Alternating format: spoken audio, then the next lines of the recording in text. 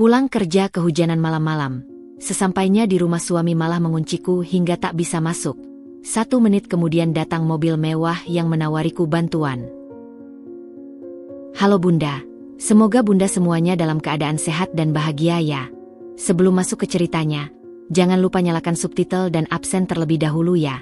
Bunda-bunda semua dari daerah mana saja? Jangan lupa like, komen, dan subscribe channel ini ya. Selamat menonton.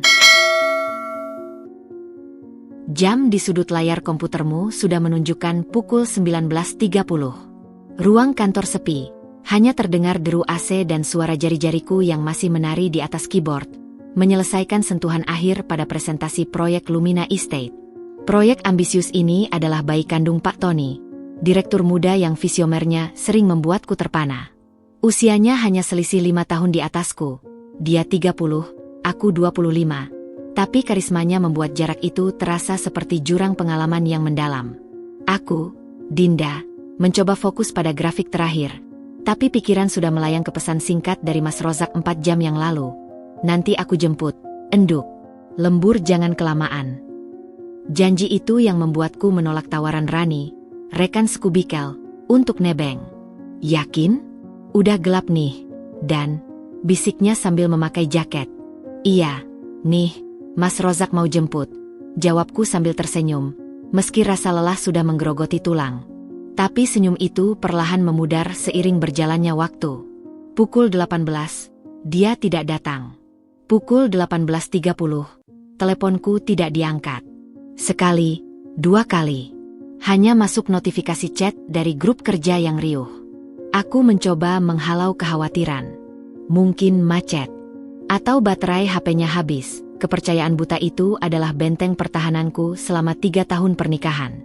Pukul 19, keputusan datang dari balik pintu kaca ruang direksi. Pak Tony, dengan kemeja putih lengan panjang yang sedikit digulung, muncul dengan ekspresi lelah namun puas. Dinda, kamu masih di sini. Aku selesaikan dulu grafik ini, Pak. Biar besok tinggal presentasi. Dia menganggap, matanya yang tajam namun selalu adil itu sejenak memperhatikan wajahku.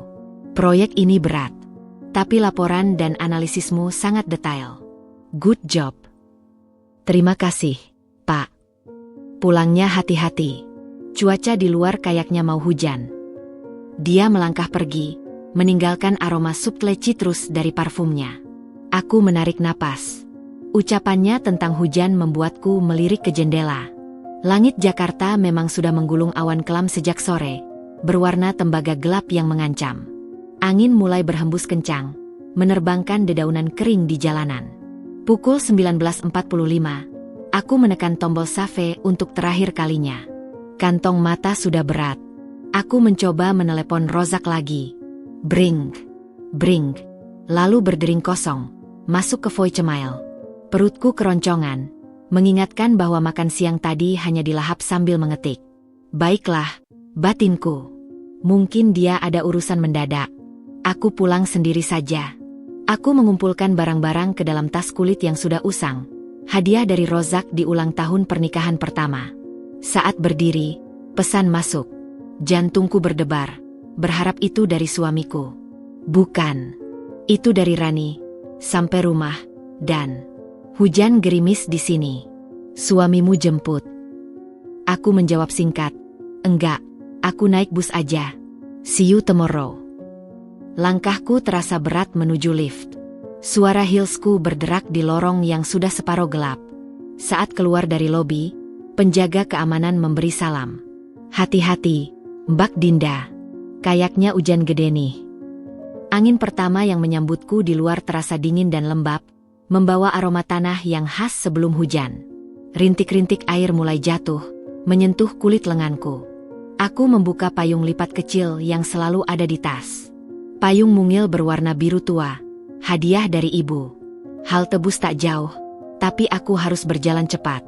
Rintik berubah menjadi rintik yang lebih deras, membasahi ujung celana formalku. Bus yang kutuju, rute yang membawaku ke pinggiran kota tempat kami mengontrak, terlihat sepi. Aku masuk, membayar ongkos, dan mencari tempat duduk di dekat jendela. Dia pasti khawatir, pikirku, mencoba menghangatkan diri. Mungkin dia sudah sampai rumah. Masak sesuatu yang hangat. Sup ayam kesukaanku, bayangan itu sedikit menghibur. Aku mencoba lagi menelepon. Hasilnya sama. Seng. Aku menatap keluar jendela. Kota yang biasanya berbinar, kini kabur oleh garis-garis air hujan yang mulai deras membasahi kaca. Lampu-lampu mobil dan neon sign berubah menjadi bercak-bercak warna yang meleleh. Di dalam bus yang nyaris kosong itu, untuk pertama kalinya sejak sore, sebuah perasaan aneh merayap di dadaku. Bukan cemas, tapi sebuah firasat hampa. Seperti ada sesuatu yang retak, tapi suara retaknya tertelan oleh deru mesin bus dan rintik hujan yang semakin menjadi-jadi. Perjalanan pulang malam itu terasa lebih panjang dari biasanya. Dan saat bus akhirnya berhenti di halte terdekat dari rumah, hujan telah menjelma menjadi tabir air yang lebat dan tak kenal ampun. Aku menarik napas dalam, mempersiapkan diri untuk berlari kecil menuju gang. Petualangan malam ini belum berakhir. Janji jemputan yang tak kunjung datang, telepon yang tak terjawab, dan hujan yang menyambutku dengan deras. Semuanya adalah petanda. Petanda awal bahwa malam ini, hidupku akan berubah selamanya. Tapi aku, Dinda, masih sama sekali tidak siap. Bus menghempaskan tubuhku yang lelah di halte yang basah dan sepi. Air hujan mengguyur atap sengnya dengan suara gemuruh, seperti gendang yang memalu ketidakpastian di dadaku. Aku melompat turun, payung mungilku langsung terbalik, diterpa angin. Dengan sigap, aku menutupnya dan memilih untuk berlari. Air sudah merendam sepatu pumpsku, membuat setiap langkah terasa berat dan berisik cekletek-cekletek di atas aspal yang berkilau oleh lampu jalan yang remang-remang. Gang menuju rumah kami, sebuah kontrakan di ujung, berdempetan dengan puluhan rumah serupa, sudah berubah menjadi anak sungai kecil. Aku melompati genangan, memegangi tas kerja erat-erat di dada, berusaha melindungi laptop di dalamnya. Bayangan senyum Mas Rozak dan mangkuk sup hangat masih setia menghangatkan pikiranku. Mungkin dia sudah khawatir. Mungkin dia sedang memanaskan air untuk teh. Mungkin dia lupa mengisi daya ponselnya. Tuhan, semoga dia baik-baik saja. Bisikku pada angin yang menyapu butiran hujan ke wajahku. Akhirnya, pagar besi hitam yang catnya mengelupas di beberapa bagian, muncul dalam pandanganku. Jantungku berdebar lega. Rumah. Dari balik tirai jendela ruang tamu yang tipis, cahaya lampu neon menyala, memancarkan warna kuning keemasan yang terlihat begitu nyaman di tengah kelam dan dinginnya malam. Aku melihat bayangan seseorang bergerak di baliknya. Rozak.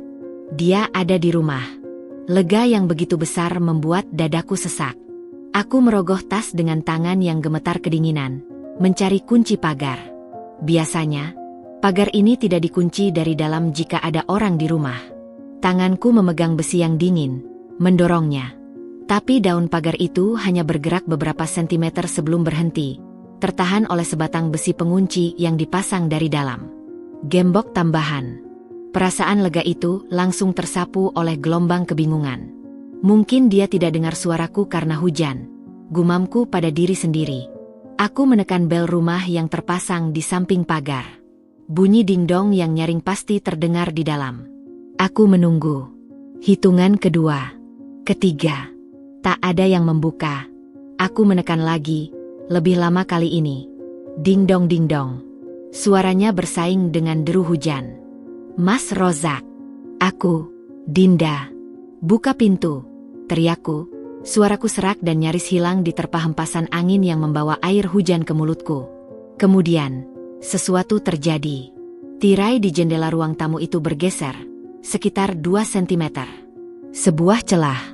Dan di balik celah itu, di antara terang lampu ruangan dan gelapnya malam, aku melihat sepasang mata. Mata Mas Rozak. Aku mengenalinya dengan sempurna. Tapi cahaya di balik matanya bukan cahaya kelegaan atau kehangatan yang kunantikan. Bukan pula kecemasan. Itu adalah tatapan dingin. Tajam. Penuh dengan sesuatu yang asing. Amarah yang membeku. Atau mungkin kebencian? Tatapannya menancap padaku. Dari atas ke bawah. Menyapu tubuhku yang basah kuyup. Tas kerja yang lembab. Dan wajahku yang pasti pucat ketakutan. Sekejap. Hanya sekejap. Lalu, tirai itu ditarik tertutup kembali dengan gerakan cepat dan tegas, memutus pandanganku dan memutus pula sisa harapku. Suara tirai yang berdesir itu seolah lebih keras dari guruh. Dan kemudian, terdengarlah suara yang paling menyakitkan di malam itu. Suara logam beradu. Klak. Kleng, suara kunci besar yang diputar. Diikuti oleh suara geseran besi pengunci tambahan yang dipasang dengan kuat. Dia bukan hanya tidak membukakan pintu. Dia dengan sengaja mengunci aku di luar, memperkuat barikade, memastikan aku tidak bisa masuk. Dunia seakan diam. Bahkan suara hujan seolah mereda. Hanya ada suara jantungku yang berdetak kencang di telinga sendiri, dan rasa dingin yang bukan berasal dari hujan mulai menjalar dari ujung kaki, naik ke tulang punggung, menusuk jantungku. "Rozak, tolong!" Teriakku lagi, tapi suaraku sudah seperti bisikan yang patah. Aku basah, dingin, "Tolong buka pintu." Tak ada jawaban. Tak ada gerakan. Hanya cahaya lampu kuning yang tetap menyala di balik tirai tertutup, mengejek. Rumah itu, yang selama 3 tahun menjadi pelindungku, tiba-tiba berubah menjadi benteng yang menolakku. Aku berdiri di hadapannya, terperangkap di antara dinginnya air hujan dan dinginnya pengkhianatan yang belum aku pahami sepenuhnya. Kaki-kakiku lunglai. Tubuhku yang menggigil tak lagi kuat menahan beban. Aku pun merosot, terduduk di atas tanah basah di depan pagar terkunci itu. Tas kerja jatuh di sampingku. Air mata yang selama ini ditahan oleh harapan palsu akhirnya meluap, bercampur dengan air hujan di pipiku. Tangisku terseduh-seduh, tapi tenggelam dalam simfoni hujan yang tak kenal ampun. Aku merasa kecil, terbuang. Dan yang paling menyakitkan, aku sama sekali tidak mengerti mengapa. Di titik nadir keputusasaan itu, saat rasa malu, sakit, dan kebingungan menyelimutiku, sorot lampu mobil yang terang, sangat terang dan putih, tiba-tiba menyapu kegelapan gang. Sorot itu menyilaukan, memotong tabir hujan dan kesedihanku. Sebuah mobil hitam yang panjang, mulus, dan terlihat sangat mewah, seperti makhluk asing yang tersesat ke permukiman kumuh ini, meluncur pelan dan berhenti tepat beberapa meter di depanku. Aku mengangkat wajah yang basah oleh air mata dan hujan, mataku menyipit menahan silau. Kaca jendela mobil sebelah sopir itu, yang gelap dan berkilau, mulai turun perlahan dengan suara elektrik yang halus. Dan dari dalam mobil yang hangat dan kering itu, muncul sebuah wajah. Wajah yang sangat aku kenal dari ruang rapat, dari balik meja direksi, dari presentasi proyek besar. Dia menatapku, matanya membelalak penuh keterkejutan yang tak terduga, lalu berubah menjadi kecemasan yang dalam. "Dinda." Suara itu. Suara Pak Tony. Suara itu. Suara Pak Tony yang biasanya terdengar tegas dan berwibawa di ruang rapat, sekarang terdengar berbeda. Ada nada yang pecah di dalamnya, tercampur rasa tidak percaya dan keprihatinan yang mendalam. "Dinda."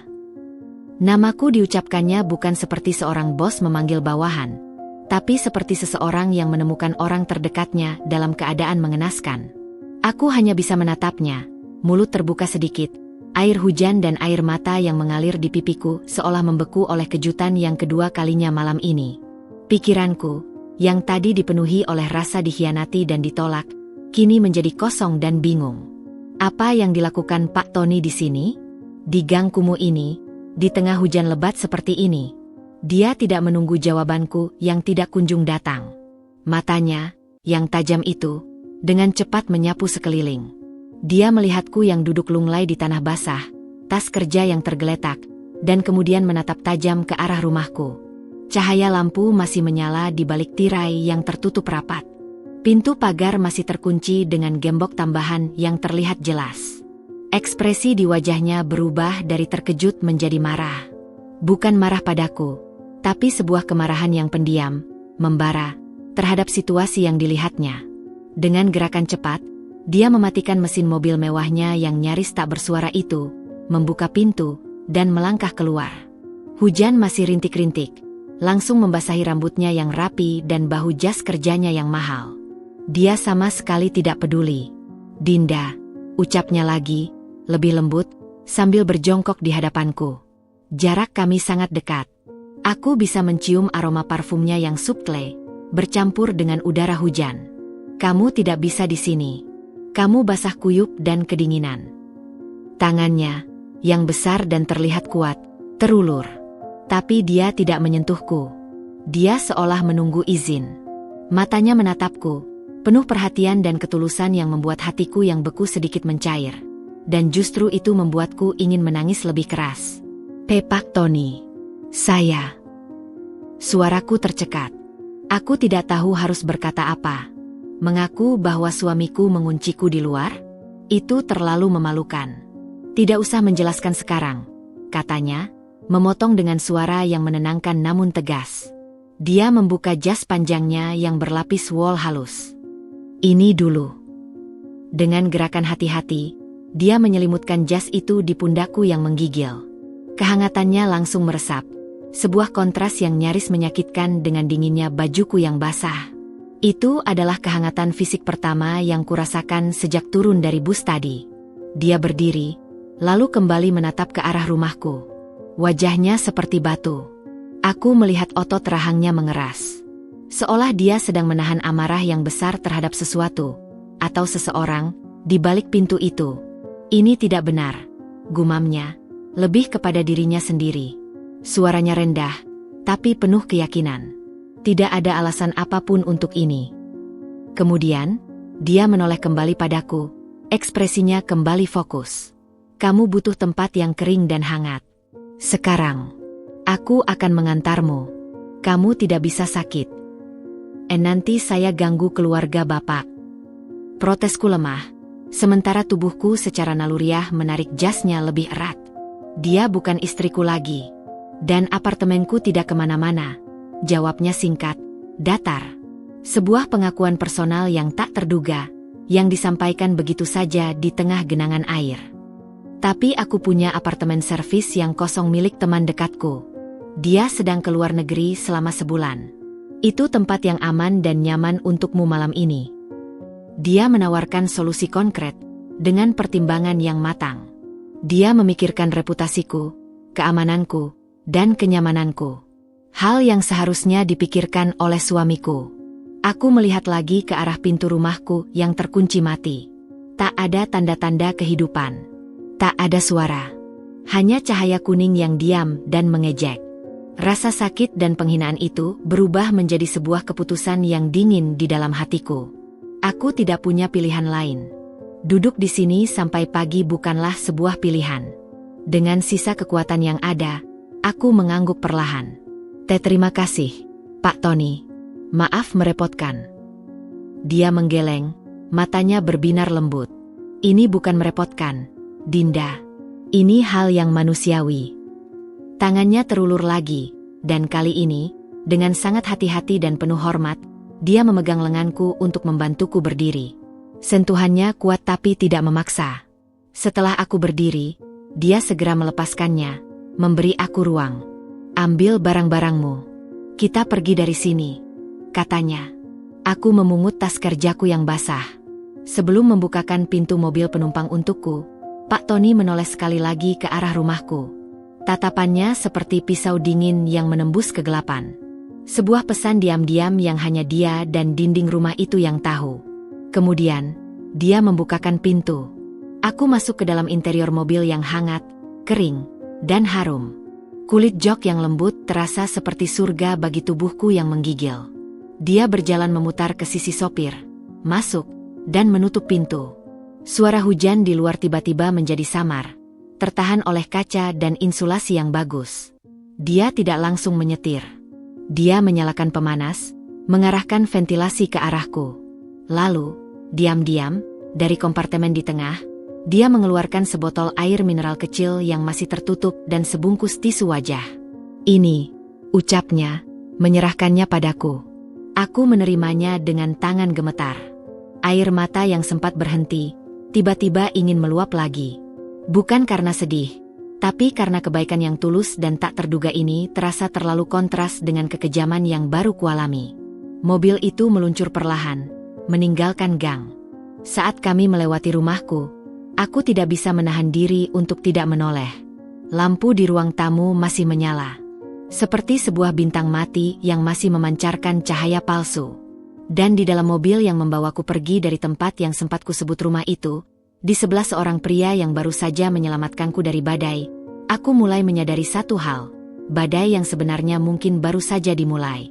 badai di dalam hati dan hidupku. Dan malam ini, tanpa rencana, Pak Tony telah menjadi pelabuhan sementara yang tak terduga. Mobil meluncur mulus meninggalkan gang dan masuk ke jalan raya yang masih ramai meski diguyur hujan. Interior yang sunyi hanya diisi suara aliran udara dari pemanas dan musik instrumental lembut yang mengalun dari speaker berkualitas tinggi. Aku duduk diam, tangan menggenggam erat botol air yang diberikan Pak Tony, tapi tak kuminum. Jas wol halusnya masih menyelimuti pundakku. Kehangatannya dan aromanya yang bersih terasa seperti pelindung dari dunia luar yang baru saja menghancurkanku. Aku mencuri pandang ke arahnya. Tangan kokohnya memegang setir dengan tenang, mata fokus ke depan. Profil wajahnya yang tegas tampak sedikit berkerut, mungkin oleh pikiran. Dia tidak bertanya, tidak memaksaku bercerita. Keheningan ini, anehnya, tidak canggung. Justru memberi ruang untuk napasku yang masih tersengal-sengal untuk mulai teratur. Terima kasih lagi, Pak, ucapku lirih, memecah kesunyian. Dia mengalihkan pandangannya sejenak dari jalan, menatapku sekilas. Tidak perlu berterima kasih, Dinda. Dan, untuk malam ini, di luar kantor, panggil saja Tony. Kalimat itu membuatku terkejut. Saya tidak enak, Pak. Kamu sedang tidak dalam situasi enak, katanya dengan lembut tapi tegas. Dan aku sedang tidak bertindak sebagai bos MU. Jadi, Tony saja. Biar lebih sederhana. Aku mengangguk pelan, meski lidahku masih terasa kaku untuk mengucapkan nama depannya. Baik, Tony. Nama itu terasa aneh di mulutku, tapi juga entah mengapa terasa lebih manusiawi. Dia tersenyum kecil, lalu kembali fokus menyetir. Kita akan ke apartemen temanku di kawasan Menteng. Jaraknya tidak jauh, aman dan nyaman. Aku hanya bisa mengamati kota Jakarta yang basah dan berkilauan dari balik kaca. Lampu-lampu lalu lintas dan neon sign berubah menjadi gumpalan-gumpalan cahaya yang kabur, mirip dengan keadaan pikiranku. Pertanyaan-pertanyaan mulai menyerbu. Apa yang sebenarnya terjadi dengan Rozak? Kenapa? Apa yang akan terjadi besok? Tanpa sadar, isak tangis mulai mengganggu tenggorokanku lagi. Aku memalingkan wajah ke jendela, berusaha menahannya. Dinda, suara Tony kembali memanggil, lembut. Kamu tidak perlu menahan tangis. Lepaskan saja. Di sini aman. Kalimat itu seperti melepas bendungan. Air mata mengalir deras lagi, namun kali ini sunyi, tanpa suara tangisan. Air mata untuk pengkhianatan yang belum aku pahami, untuk rasa malu yang dalam, dan untuk ketidakberdayaan yang melumpuhkan. Tony tidak berkata apa-apa lagi, hanya sesekali mengulurkan kotak tisu ke arahku tanpa mengalihkan pandangannya dari jalan. Sekitar 20 menit kemudian, mobilnya memasuki area bawah tanah sebuah apartemen tinggi yang sangat eksklusif. Segalanya terlihat bersih, modern, dan sunyi. Seorang petugas segera menghampiri dan menyapa Tony dengan sangat hormat. Selamat malam, Pak Tony. Selamat malam, Rama. Tolong parkirkan mobilku. Aku akan ke atas sebentar, ucap Tony sambil menyerahkan kunci. Baik, Pak. Kami naik lift yang terbuat dari kaca dan kayu. Lift sepi, hanya berdua. Aku merasa sangat tidak pantas dengan keadaan diriku yang masih basah dan compang-camping di tengah kemewahan seperti ini. Lift berhenti di lantai paling atas. Pintu terbuka ke sebuah koridor yang lapang dengan hanya satu pintu di ujung. Tony menggesek kartu akses, dan pintu kayu solid itu terbuka dengan suara halus. Aku terpesona. Apartemen servis itu tidak besar, tapi sangat elegan dan minimalis. Lantai marmer putih, perabotan kayu gelap dan kulit, dinding dengan lukisan abstrak yang menarik. Yang paling memukau adalah dinding kaca lebar yang membentang di ruang tamu, menghadap langsung ke panorama gemerlap kota Jakarta yang basah oleh hujan. Saat ini, pemandangan itu terlihat seperti lukisan titik-titik cahaya yang terendam air. Ini sangat mewah, gumamku takjub. Teman baikku seorang arsitek. Dia suka merancang tempat tinggalnya sendiri. Jelas Tony sambil melepas sepatu dan menaruhnya rapi di rak. Silakan masuk. Anggap seperti rumah sendiri untuk sementara. Dia langsung bertindak praktis. Kamar mandi ada di sebelah kanan. Ada shower air panas dan handuk bersih di dalam. Kamu harus segera mandi air hangat sebelum masuk angin. Lalu dia menuju dapur kecil yang modern. Aku akan memesan makanan hangat. Ada sup atau bubur yang kamu suka? Aku masih terpana, berdiri di tengah ruangan seperti anak yang tersesat. Apa saja, Pak Tony. Terima kasih. Baik, kamu mandi dulu. Aku juga akan menelepon concierge untuk membelikan beberapa pakaian darurat. Size MUM, ya? Tanyanya sambil memperhatikan sekilas postur tubuhku. Dia bertanya dengan sangat profesional, tanpa ada nuansa lain. Aku mengangguk, malu campur haru. Iya. Pergilah, dorongnya dengan senyuman hangat.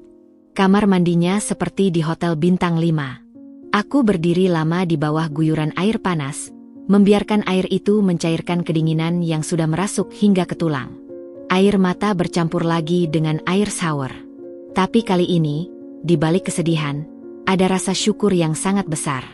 Syukur bahwa di saat terendah, ada orang yang menunjukkan kebaikan tanpa pamrih. Setelah mandi dan membungkus diri dengan handuk lembut, aku menemukan sebuah baju kaos katun polos berwarna abu-abu dan celana training yang masih berlabel baru, diletakkan rapi di atas kursi di luar kamar mandi. Juga sebuah paket berisi pakaian dalam sekali pakar. Perhatiannya yang detail membuat hatiku tersentuh. Saat aku keluar dengan pakaian bersih itu, aroma sedap sudah menyeruak dari ruang makan kecil. Di atas meja, sudah tersaji mangkuk sup ayam berkuah bening dengan nasi, plus secangkir teh jahe yang masih mengepul. Tony, yang sudah melepas jas dan dasinya, sedang berdiri di dekat jendela, menatap keluar sambil memegang cangkirnya sendiri. Sudah merasa lebih baik? Tanyanya, menoleh. Jauh lebih baik. Terima kasih, jawabku. Suara sudah lebih stabil. Makanlah selagi hangat. Aku sudah makan tadi. Aku duduk dan mulai menyantap sup itu. Rasa kaldu ayam yang gurih dan hangat terasa seperti menyembuhkan dari dalam. Tony duduk di seberangku, menjaga jarak yang nyaman. Dinda, mulainya, setelah aku menghabiskan setengah mangkuk. Suaranya serius tapi penuh empati. Aku tidak akan mencampuri urusan personalmu. Tapi sebagai seseorang yang pernah melalui masa-masa sulit, izinkan aku mengatakan ini. Apa yang terjadi tadi malam, di depan pintu rumahmu, tidak pantas diterima oleh siapapun, apalagi oleh pasangan hidupnya. Aku menunduk, sendok di tanganku berhenti. Saya juga tidak mengerti, Tony. Dia tidak seperti itu. Tadi pagi kami baik-baik saja. Suaraku kembali gemetar. Terkadang, kita tidak pernah benar-benar mengenal orang yang tidur di samping kita. Ucapnya dengan nada datar, namun penuh makna. Matanya memandangku dengan penuh pengertian yang dalam, seolah dia benar-benar tahu apa yang kurasakan. Tapi malam ini, fokusmu hanya satu, pulihkan tenagamu. Besok, dengan kepala yang lebih dingin, kamu bisa berpikir dan mengambil keputusan. Dia berdiri. Aku akan meninggalkanmu sekarang. Apartemen ini sudah fully equipped. Makanan ada di kulkas. Remote AC dan TV ada di meja. Kartu akses ini untukmu. Dia meletakkan sebuah kartu di atas meja. Aku akan kembali besok pagi, jam 8, untuk mengantarmu mengambil barang-barangmu atau kemanapun yang kamu perlukan. Jika ada keadaan darurat, nomor teleponku ada di sticky note di dekat telepon. Aku terdiam. Dia melakukan segalanya dengan sempurna. Memberi perlindungan, ruang, dan pilihan, tanpa memaksakan kehadirannya. Tony, aku tidak tahu harus membalas budi bagaimana. Dia menggeleng, senyum kecil kembali muncul di bibirnya. Tidak perlu membalas budi. Cukup jaga dirimu baik-baik. Itu, balas budi, yang cukup untukku. Dia berjalan ke pintu, lalu berhenti. Dan Dinda, ingat satu hal, kamu kuat. Kamu adalah pekerja terbaik di timku. Jangan biarkan siapapun membuatmu lupa akan hal itu. Setelah dia pergi, apartemen yang luas itu terasa sangat sunyi. Aku membersihkan meja makan, lalu berjalan pelan menghampiri jendela raksasa itu. Kota di bawahku masih hidup, gemerlap. Aku menatap bayangan diriku yang samar-samar di kaca. Wanita dengan baju kaos oversize, rambut masih basah, mata sedikit bengkak. Di tengah kemewahan yang asing ini, Di tengah kehidupan yang tiba-tiba terbalik, kata-kata Tony bergema di kepalaku. Kamu kuat. Malam ini, aku mungkin tidak merasa kuat. Tapi untuk pertama kalinya sejak pintu itu terkunci, ada secercah keyakinan yang mulai menyala pelan di dalam dada. Besok adalah hari baru. Dan entah mengapa, meski masih diselimuti ketakutan, aku merasa tidak akan menghadapinya sendirian. Pagi hari menyelinap masuk melalui dinding kaca apartemen, menyapu sisa-sisa dingin dan kesuraman malam. Aku terbangun dari tidur yang gelisah, tubuh masih terasa berat namun pikiran sudah lebih jernih. Rasa syukur karena tempat berlindung yang nyaman berganti dengan kecemasan tentang realita yang harus kuhadapi. Apa yang harus kukatakan pada Rozak? Apa yang sebenarnya terjadi? Tepat pukul 8, bel apartemen berbunyi halus. Di monitor intercom, terlihat wajah Tony. Dia terlihat segar dengan kemeja lengan pendek cambrai dan celana chino, membawa 2 paper bag. Aku membukakan pintu. Selamat pagi, sambutnya, mengangkat sedikit paper bag itu. Sarapan. Dan aku bawa pakaian untukmu. Dapat dari Rani, asistenmu. Aku meneleponnya tadi pagi, bilang ada keadaan darurat. Dia baik sekali, langsung mengantarkan beberapa setel. Rasa haru kembali menyergap. Kamu sudah menghubungi Rani? Hanya mengatakan kamu aman dan butuh bantuan. Tidak lebih, jawabnya meyakinkan. Dia memintamu untuk meneleponnya saat kamu siap. Aku menerima paper bag yang berisi pakaian kerja sederhana, blazer, blus, celana, dan 1 tas kecil berisi perlengkapan makeup dasar. Perhatian Rani dan, sekali lagi, Tony, membuat dadaku sesak. Terima kasih untuk segalanya. Kami sarapan dengan tenang, roti dan kopi dari paper bag. Tony mengamati wajahku. Kamu punya rencana untuk hari ini? Aku menarik napas panjang. Aku harus pulang. Aku harus bicara dengan Rozak. Dan aku harus mengambil barang-barangku yang lain. Dia mengangguk, memahami. Aku akan mengantarmu. Aku akan menunggu di luar jika kamu membutuhkan, atau jika keadaan menjadi tidak menyenangkan. Nada suaranya datar, tapi matanya menunjukkan kewaspadaan yang tinggi. Perjalanan ke rumah kontrakan terasa jauh lebih pendek di siang hari. Gang tampak biasa saja, basah oleh sisa hujan semalam. Tatapan tetangga yang penasaran mengikuti langkah kami saat aku dan Tony berjalan menuju pagar besi hitam itu. Aku masih memegang kunci pagar. Kali ini, pagar tidak terkunci dari dalam. Jantungku berdegup kencang. Aku membukanya, dan dengan langkah berat, berjalan menuju pintu depan rumah yang terbuka sedikit. Tony tetap berdiri di balik pagar, memberi aku ruang. Namun posisinya strategis, masih terlihat jelas dari pintu. Rozak, panggilku, mendorong pintu. Dia duduk di sofa ruang tamu, mengenakan kaos oblong lusuh, menonton TV dengan volume pelan. Dia menoleh, wajahnya tanpa ekspresi, seolah aku adalah tetangga yang berkunjung biasa. Tidak ada penyesalan, tidak ada kecemasan. Pulang? Ucapnya dingin, sebelum aku sempat membuka mulut. Kemarin malam menginap di mana? Nada akcusatori itu seperti tamparan. Semua ketakutan dan kebingunganku mendidih menjadi kemarahan. Di mana aku menginap? Kamu yang mengunciku di luar, Rozak. Dalam hujan deras. Kenapa? Apa salahku? Dia berdiri, posturnya lebih tinggi dariku, mencoba mengintimidasi. Salahmu? Kamu pulang larut malam, naik mobil mewah pria lain. Aku lihat dari jendela. Aku terkesiap. Jadi itu penyebabnya? Kecemburuan buta yang berubah jadi kekejian? Dia itu bosku, Rozak. Pak Tony. Aku kehujanan, ditelantarkan suamiku sendiri di depan pintu, dan dia kebetulan lewat dan menolong. Itu saja. Kebetulan? Bos yang baik sekali ya, mau mengantar anak buahnya sampai larut malam, ke daerah kumuh begini. Hardiknya, sarkasme menetes dari setiap kata. Matanya melirik ke arah Tony yang berdiri tenang di balik pagar. Sudah berduaan semalaman, ya? Kamu gila, teriakku. Rasa sabarku habis. Dia mencarikan tempat untukku karena suamiku sendiri mengusirku. Dia bertindak seperti manusia, tidak seperti kamu. Pertengkaran memanas. Suara kami pasti terdengar tetangga. Aku menuntut penjelasan, dia terus menyerang dengan tuduhan mesum yang tak berdasar. Di puncak emosi, sambil berteriak, tanganku tanpa sengaja menyenggol laptop tua miliknya yang terbuka di meja makan.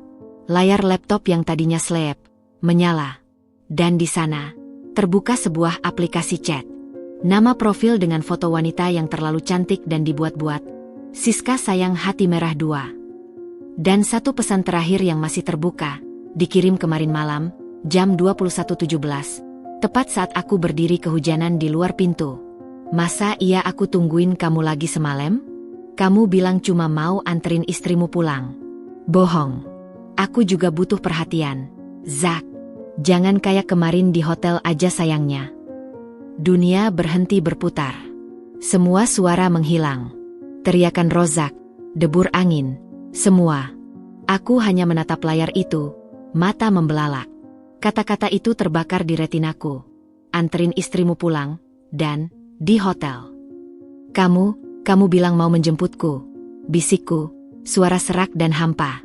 Aku menatapnya. Kamu tidak menjemput. Kamu bersama dia. Di hotel. Wajah Rozak yang tadi merah karena marah, mendadak pucat. Dia melesat mendekat, ingin menutup laptop.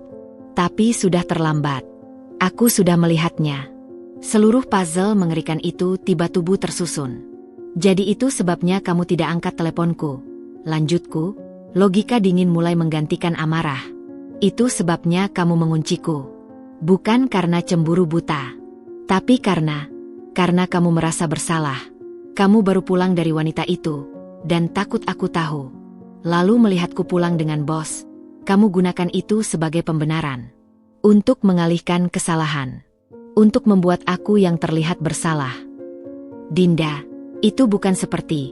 Dia mencoba membela diri, tapi suaranya kehilangan semua ketegasannya. Jangan, teriakku, suara yang memecah ruangan.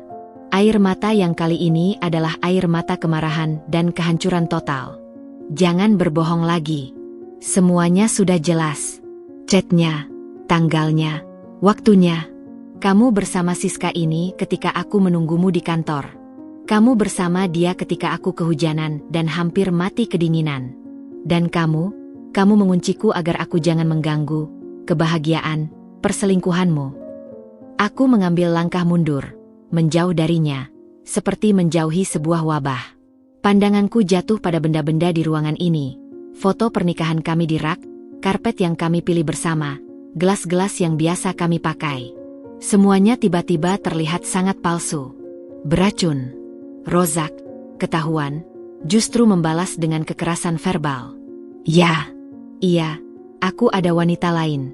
Soal apa? Lihat dirimu. Kerja terus, pulang malam, sibuk dengan bos kayak itu. Apa aku tidak butuh perhatian? Siska, dia mengerti aku. Dia tidak pernah menelantarkanku seperti kamu. Setiap kata adalah belati. Tapi anehnya, semakin dia menusuk, semakin beku hatiku. Rasa sakit itu berubah menjadi sesuatu yang lain. Sebuah kekecewaan yang begitu dalam hingga tidak ada lagi tempat untuk cinta. Dan kemudian, dengan tatapan dingin yang mungkin membuatnya merinding, dia mengucapkan kata-kata yang mengukuhkan akhir segalanya. Kalau kamu tidak suka, keluar dari rumahku. Ambil barang-barangmu yang berharga itu dan pergi. Cari tempat sama bos kayak MU itu. Mungkin itu yang kamu mau dari awal. Dia menyapu tangan ke arahku, lalu ke arah pintu, gerakan kasar mengusir. Di ambang pintu, aku menoleh padanya untuk terakhir kalinya. Tidak ada lagi air mata. Ini bukan rumahmu, Rozak. Ini rumah kita. Tapi kamu yang sudah merusaknya. Baiklah, aku akan pergi. Tapi ingat, kamu yang memilih untuk mengkhianati dan mengusirku. Bukan aku yang meninggalkanmu. Aku berbalik, berjalan keluar dengan kepala tegak, meski kaki gemetar. Tony, yang menyaksikan sebagian adegan terakhir dari kejauhan, segera mendekat, wajahnya penuh keprihatinan. Aku harus mengambil barang-barangku, kataku padanya, suara datar. Tony mengangguk. Aku bantu. Kami masuk kembali. Rozak hanya duduk kembali di sofa, membelakangi kami, pura-pura menonton TV. Tatapannya kosong ke layar. Dia tidak lagi berkata apa-apa. Aku langsung menuju kamar, mengambil koper dan mulai mengisinya dengan pakaian, dokumen penting, surat-surat berharga, dan beberapa barang kenangan yang tidak lagi menyakitkan untuk dilihat, foto orang tuaku, buku harian lama. Proses itu berjalan cepat dan sunyi. Tony membantuku membawa koper dan beberapa kardus berisi buku-buku ke mobilnya. Tidak ada satu kata pun dari Rozak. Dia membiarkan kami seperti hantu yang tak terlihat. Saat aku melangkah keluar dari rumah itu untuk terakhir kalinya, aku tidak menoleh. Aku tidak ingin memberinya kepuasan melihat air mataku lagi. Aku hanya membawa serta tubuhku yang selamat, hati yang remuk, dan sebuah kebenaran pahit. Selama ini, aku tidur di sebelah seorang musuh yang menyamar sebagai suami. Mobil Tony kembali meluncur. Dan kali ini, aku tahu, aku tidak akan kembali. Bab kehidupan itu sudah tamat. Ditutup dengan sebuah pengkhianatan yang terpampang nyata di layar laptop, dan sebuah pengusiran yang keji. Tabir telah tersibak, dan yang tersisa hanyalah kenyataan yang perih dan jalan panjang menuju pemulihan. Mobil yang meluncur meninggalkan gang terasa seperti pesawat yang lepas landas dari tanah yang runtuh. Sunyi di dalamnya begitu pekat, hanya dipecah oleh suara mesin yang halus dan desiran ban di aspal basah. Aku duduk di jok penumpang, tubuhku menghadap lurus ke depan, tapi mataku tak melihat jalan. Yang terpampang adalah bayangan ulang adegan di ruang tamu, tatapan dingin Rozak, chat di laptop, dan kata-kata pengusiran yang seperti pisau berkarat. Tony menyetir dengan tenang. Tangannya yang kuat menggenggam setir. Jari-jarinya sesekali mengetuk-ngetuk dengan ritme pelan. Dia tak bertanya, tak mengucapkan kata-kata hampa seperti, semua akan baik-baik saja. Keheningannya yang bijak justru adalah ruang yang kubutuhkan untuk bernapas, untuk menyadari bahwa ini bukan mimpi buruk. Ini nyata. Aku tidak punya tempat untuk pergi, ucapku tiba-tiba, suaraku serak dan asing di telingaku sendiri. Pengakuan itu keluar tanpa kusadari. Selama ini, rumah kontrakan itu adalah satu-satunya pangkalku di kota besar ini. Keluargaku di Jawa Tengah, dan memberitahu mereka dalam keadaan seperti ini. Rasanya seperti kegagalan yang memalukan. Tony menoleh sekilas, lalu pandangannya kembali ke jalan. Kamu masih punya apartemen servis itu. Temanku masih di Eropa untuk 3 minggu ke depan. Dan itu, tekannya, adalah tawaran serius, bukan basa-basi. Aku tidak bisa terus-menerus mengandalkan kebaikanmu, Tony. Ini sudah keterlaluan. Dinda, panggilnya, suaranya lebih lembut. Dalam hidup, terkadang kita harus belajar menerima bantuan. Itu bukan tanda kelemahan. Itu bagian dari menjadi manusia. Kamu membantuku menyelesaikan proyek Lumina dengan luar biasa. Izinkan aku membalasnya dengan caraku ini. Anggap saja sebagai tunjangan darurat untuk manajer proyek terbaikku. Cara dia menyebut manajer proyek terbaikku bukan dengan nada menggurui atau merendahkan, tapi dengan keyakinan. Sebuah pengakuan profesional di tengah runtuhan kehidupan personalku. Itu seperti setitik cahaya di kegelapan. Aku butuh cuti, kataku setelah diam sejenak. Untuk mengurus semuanya, perceraian, dan untuk bernapas. Granted, jawabnya tanpa berpikir 2 kali. Ambil waktu yang kamu butuhkan. Tim bisa handle. Jika perlu bantuan pengacara, aku kenal beberapa yang baik dan diskret. Kebaikannya yang terus-menerus dan tanpa syarat membuat dadaku sesak. Kenapa kamu melakukan semua ini untukku? Tanyaku, suara bergetar. Aku cuma karyawanmu. Dia menarik napas panjang. Mobilnya memasuki area bawah tanah apartemen. Saat mesin dimatikan, dia menoleh, menatapku langsung. Matanya yang biasanya penuh dengan fokus bisnis, kini terlihat dalam dan penuh kenangan. Karena, mulainya perlahan, bertahun lalu, dalam keadaan yang sangat berbeda tapi sama terlukanya, tidak ada seorang pun yang menawarkan aku tempat yang aman untuk bernapas. Aku harus melewatinya sendirian, dan itu sangat menguras. Aku tidak mau ada orang lain, apalagi seseorang yang aku kenal sebagai orang baik dan pekerja keras sepertimu, harus melalui itu sendirian jika aku bisa mencegahnya. Pengakuan personal itu mengejutkanku. Aku tahu dia duda, tapi tak pernah tahu detailnya. Rupanya, di balik kesuksesan dan ketenangannya, ada luka yang juga dalam. Dan, tambahnya, dengan sedikit senyum, sebagai bos, kehilangan manajer proyek berbakat karena masalah domestik adalah kerugian bisnis yang bisa dicegah. Jadi, anggap saja ini investasi. Aku tersenyum kecil, air mata akhirnya mengalir lagi, tapi kali ini bukan karena kepahitan. Ada rasa syukur yang sangat besar, dan kelegaan karena tidak sendirian. Kami membawa barang-barangku ke apartemen. Kali ini, nuansanya berbeda. Ini bukan lagi tempat perlindungan sementara semalam, tapi mungkin akan menjadi rumah untuk beberapa waktu ke depan. Tony membantuku menaruh koper di kamar tidur. Aku akan membiarkanmu sendirian sekarang, ucapnya sambil mengecek ponselnya. Ada meeting online dalam setengah jam. Tapi aku akan meneleponmu nanti malam untuk mengecek keadaan. Jika kamu butuh apapun, makanan, obat, atau sekadar teman bicara, telepon aku. Jangan ragu. Dia berjalan ke pintu, lalu berhenti. Dan Dinda, satu hal lagi. Apa yang dia lakukan, pengkhianatan dan pengusiran itu adalah refleksi dari karakternya yang buruk. Bukan tentang kurangnya nilaimu sebagai seorang istri atau seorang wanita. Jangan pernah meragukan itu. Setelah dia pergi, aku berdiri di tengah apartemen yang sunyi. Matahari pagi sekarang bersinar cerah melalui jendela raksasa, menyinari debu-debu kecil yang menari. Kota di bawahku sudah hidup dengan ritme normalnya. Dunia terus berputar. Aku membuka koper. Aroma kain dan barang-barang lama dari rumah itu terasa asing. Aku mengeluarkan pakaian satu persatu, melipatnya, dan menatanya di lemari kosong milik sang arsitek. Setiap helai kain seperti melepaskan ikatan dengan masa lalu. Saat aku mengeluarkan blus favoritku, sesuatu terjatuh dari lipatannya.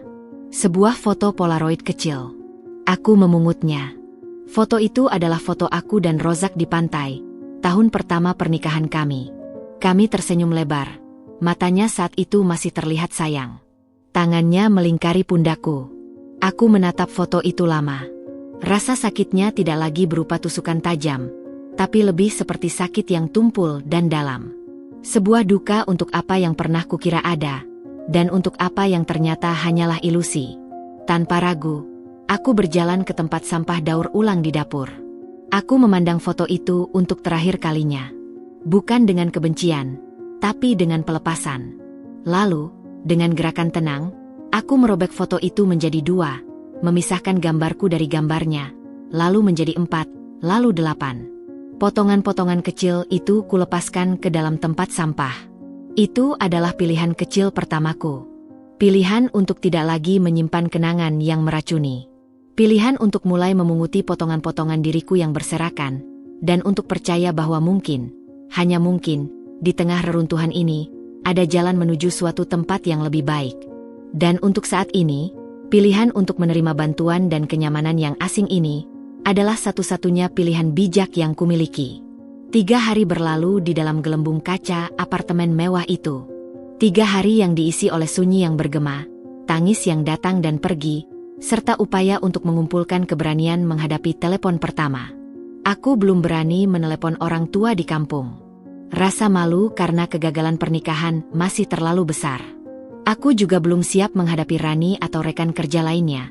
Meski Tony sudah menyampaikan bahwa aku mengambil cuti darurat karena urusan keluarga. Yang kulakukan adalah ritual kecil penyembuhan. Mandi air hangat yang lama, membuat teh, menatap kota dari balik jendela, dan sesekali menulis di buku catatan lama yang kutemukan di dalam tas. Menuliskan amarah, rasa sakit, dan pertanyaan-pertanyaan yang tak terjawab. Tony menelepon setiap malam, tepat pukul 8. Percakapannya selalu singkat, penuh perhatian, tetapi sangat menghormati batas. Sudah makan? Sudah. Tidur bagaimana? Masih susah. Itu wajar. Butuh waktu. Butuh sesuatu dari luar? Buku? Makanan tertentu? Tidak, terima kasih. Ini sudah lebih dari cukup. Pada hari keempat, ada yang berubah. Bel pintu berbunyi. Bukan Tony, karena biasanya dia mengirim pesan dulu. Di monitor, Terlihat seorang wanita parubaya dengan seragam sopan membawa beberapa tas belanja besar. "Selamat siang, Bu Dinda. Saya Ibu Sari, asisten rumah tangga yang biasa merapikan apartemen ini. Pak Tony meminta saya untuk mengantarkan bahan makanan dan membantu jika Ibu butuh sesuatu." Tony. Lagi-lagi dia. Dia tahu aku butuh nutrisi yang lebih baik dari sekadar makanan pesan antar. Dan mungkin juga butuh interaksi manusia selain dengannya. Ibu Sari ternyata malaikat terselubung. Dengan caranya yang hangat dan tidak mencolok, dia membereskan apartemen, memasakkan makanan rumahan yang lezat, sayur bening, tempe bacem, ayam ungkep, dan meninggalkan kulkas penuh dengan stok. Dia tidak banyak bertanya, hanya bercerita tentang cuaca dan tanaman di balkon. Kehadirannya yang sederhana dan tidak mengancam itu seperti balm bagi kesepianku. Pada hari kelima, keberanian itu akhirnya datang. Aku menelepon pengacara yang direkomendasikan Tony, Bu Lestari. Suaranya tegas namun menenangkan. Prosesnya bisa tidak mudah, terutama jika suami tidak kooperatif. Tapi dengan bukti perselingkuhan yang Anda miliki, catatan chat, saksi pengusiran, kita punya posisi yang kuat. Pertama-tama, kita bisa ajukan gugatan cerai dengan alasan zina. Dia juga bisa dituntut untuk membayar nafkah selama masa iddah. Mendengar kata-kata hukum itu, semuanya terasa sangat nyata dan dingin. Aku menyetujuinya untuk memulai proses. Langkah pertama, mengumpulkan dan mendokumentasikan semua bukti. Inilah yang memaksaku untuk kembali ke rumah itu.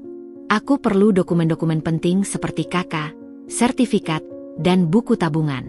Aku juga perlu mencoba mengakses akun media sosial atau email Rozak dari laptop lama milikku yang masih ada di sana, untuk menguatkan bukti perselingkuhannya. Aku menelepon Tony. Aku harus ke rumah, ke tempat itu besok, untuk mengambil dokumen dan beberapa barang lagi. "Aku akan menemanimu," jawabnya langsung, tanpa ragu. "Tapi kamu kan sibuk, Tony. Meeting. Selalu ada waktu. Jam 10 pagi, ya? Aku jemput." Pagi harinya, Tony tiba tepat waktu. Wajahku pagi itu mungkin masih terlihat pucat dan cemas, tapi aku sudah mengenakan pakaian yang rapi, make up tipis untuk menyembunyikan lingkaran hitam, dan sikap yang kukuh. Aku tidak boleh menunjukkan kelemahan di hadapan Rozak lagi. "Kamu terlihat kuat," ucap Tony sambil menyetir, memberiku senyuman kecil yang menyemangati. "Rasanya tidak," jawabku jujur. "Tapi aku harus." Saat kami sampai, pagar rumah terbuka. Ada sepeda motor baru yang tidak kukenal terparkir di teras. Jantungku berdebar. Tony memarkir mobilnya di luar gang, mematikan mesin. "Aku akan menunggumu di sini, di depan pagar. Jika ada masalah, berteriak atau telepon. Aku akan masuk." Aku mengangguk, menggenggam tas kecil berisi map kosong untuk dokumen. Aku membuka pagar dan melangkah masuk. Pintu depan tidak terkunci. Suara televisi dan tertawa kecil terdengar dari dalam. Tertawa wanita. Aku membeku sejenak di depan pintu, menarik napas dalam, lalu masuk. Pemandangan yang menyambutku membuat perutku mual. Rozak duduk di sofa, dan di sampingnya, meringkuk seorang wanita muda dengan rambut dicat pirang, memakai piyama yang sepertinya milikku. Mereka sedang berbagi semangkuk keripik, menonton acara komedi. Ruangan berantakan, berbeda dari kebiasaan Rozak yang biasanya rapi. Mereka terkejut melihatku. Wanita itu, Siska, pastilah, langsung duduk tegak. Matanya menatapku dengan campuran rasa bersalah dan sikap defensif. Rozak berdiri perlahan, wajahnya merah. "Dinda, apa yang kamu lakukan di sini?" tanyanya dengan nada kasar, seolah aku yang mengganggu. "Aku mengambil dokumen-dokumenku," jawabku datar, berusaha keras untuk tidak melihat wanita di sampingnya, tidak melihat piyamaku yang dikenakannya. Aku langsung berjalan menuju lemari kecil di sudut ruangan tempat kami biasa menyimpan dokumen. "Dokumen apa?" "Semuanya milik bersama," geram Rozak, mengikutiku. "KK atas namaku. Buku tabungan atas namaku. Sertifikat tanah warisan orang tuaku." Sebutku satu persatu sambil membuka laci dan mengambil map-map tersebut dengan cepat. "Ini bukan milik bersama, Rozak. Ini milikku." Aku juga melihat laptop lamiku, Langsung kumasukkan ke dalam tas. Kamu mau cerai, ya? Bawa pengacara hebat, ya? Ejeknya, melihat ke arah Tony yang berdiri tenang di balik pagar. Cepat sekali pindah haluan. Aku menutup tas dengan keras. Lalu, aku menoleh padanya untuk pertama kalinya sejak masuk. Tatapanku pasti dingin, karena dia sedikit mundur.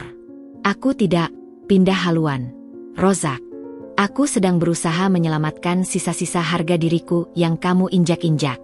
Dan melihat keadaan ini, aku menggerakkan kepala ke arah Siska yang masih duduk kaku di sofa. Sepertinya kamu juga sudah menemukan haluan MU yang baru.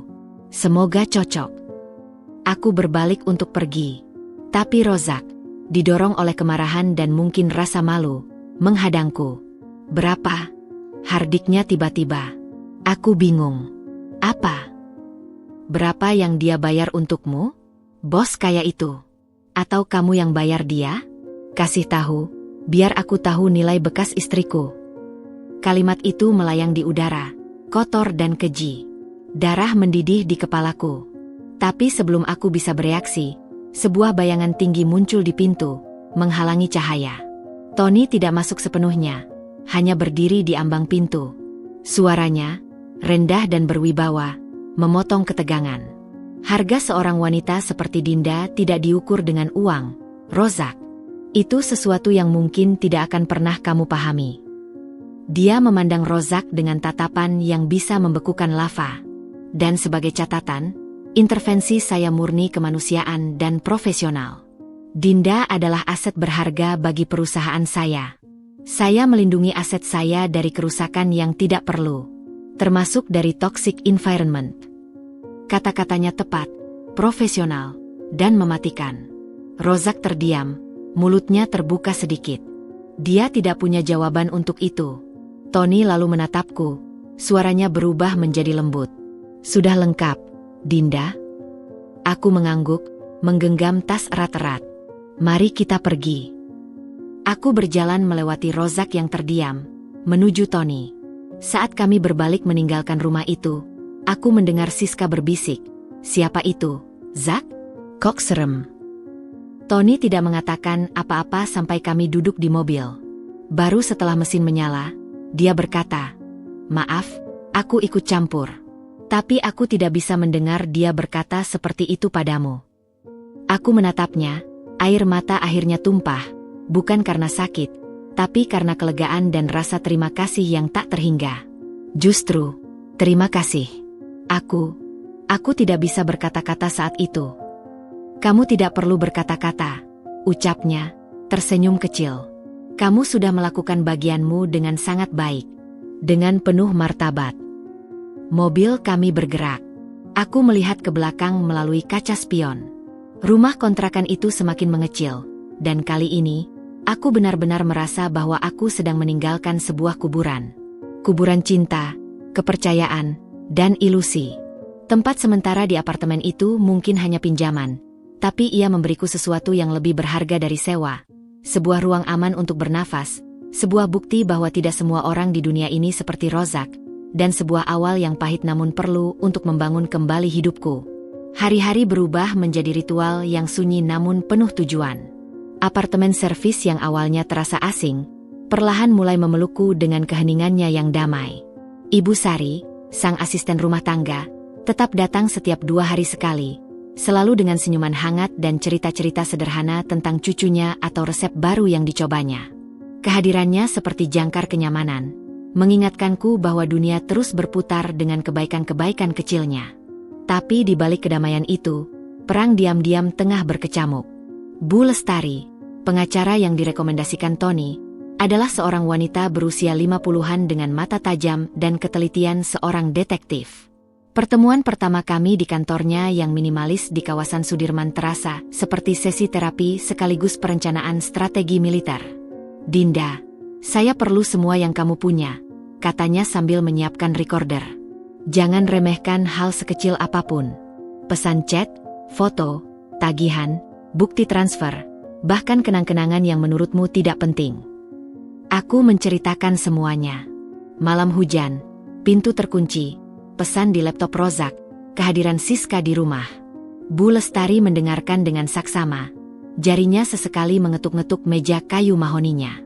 Pengusiran di malam itu, dengan kamu dalam keadaan rentan, adalah unsur kekerasan psikologis yang kuat. Ditambah bukti perselingkuhan. Ini posisi yang bagus, ujarnya dengan nada memuaskan. Tapi kita perlu lebih konkret. Kita perlu bukti yang tidak bisa dia bantah. Inilah yang membawaku ke dalam fase pengumpulan bukti. Sebuah proses yang membuatku merasa seperti mata-mata di kehidupan mantan suami sendiri, dan itu sangat menguras emosi.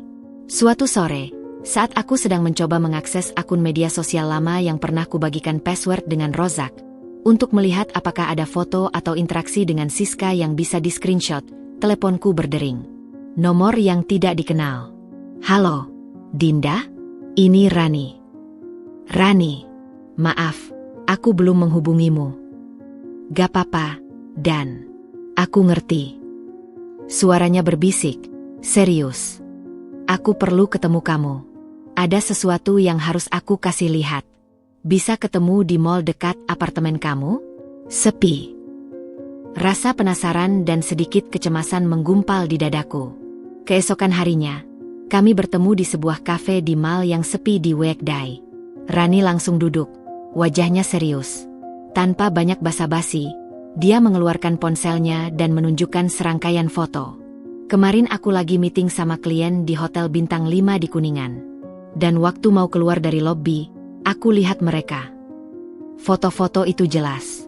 Rozak dan Siska, lengkap dengan tawa dan pelukan, sedang check out dari resepsionis. Tanggal dan waktu terpampang di salah satu foto. Itu adalah tanggal sebelum malam aku dikunci di luar. Ada juga foto mereka naik taksi bersama. Dan satu foto agak buram dari belakang saat mereka masuk ke sebuah butik perhiasan di mall yang sama. Aku nge-follow mereka sebentar. Maaf ya, Dan. Tapi aku marah banget. Aku pikir kamu perlu tahu, ujar Rani, matanya penuh keprihatinan. Aku juga. Dia ragu. Aku minta tolong temenku yang kenal sama resepsionis hotel itu. Untuk konfirmasi. Dia mengeluarkan selembar kertas fotokopi. Itu adalah catatan transaksi kamar dari hotel itu. Atas nama Rozak. Tipe kamar suite. Dan yang membuat napasku tersangkut, ada catatan, extra charge for champagne and strawberries, dan late checkout until 4 PM. Aku bayangin kamu nungguin dia di kantor malam itu, Dan. Bisik Rani, memegang tanganku. Tangannya hangat. Dia lagi asyik minum champagne sama wanita lain. Air mataku menggenang. Tapi kali ini, lebih karena marah daripada sakit. Rasa sakit itu sudah berubah menjadi bara kemarahan yang membara. Terima kasih, Ran. Ini sangat berarti. Belum selesai, Rani melanjutkan.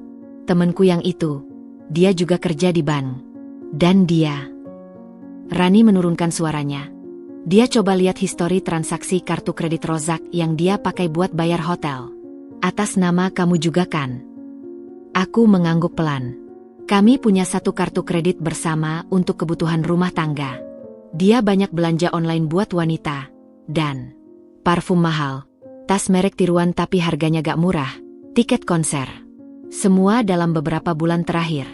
Dan yang paling parah, Rani menggeser layar ponselnya ke sebuah screenshot aplikasi dompet digital. Dia transfer rutin ke sebuah nomor. Setiap tanggal gajian. Besar. Nomor itu, setelah ditelusuri, atas nama Siska. Dunia seolah miring. Aku tahu gaji Rozak tidak besar. Dan selama ini, dia sering mengeluh tentang tagihan, tentang kebutuhan rumah yang makin mahal, sehingga aku yang sering menutupi kekurangan dari gajiku yang memang lebih besar. Ternyata, uang itu mengalir ke wanita lain. Sementara aku berhemat, makan siang dari rumah, dia membelanjakan uang kami untuk perselingkuhannya. Aku print semua ini, kata Rani menyerahkan sebuah map berisi printout foto, transaksi, dan screenshot. Untuk Bu pengacara kamu. Aku memegang map itu seperti memegang bara api. Ini adalah pengkhianatan yang tidak hanya emosional, tapi juga finansial.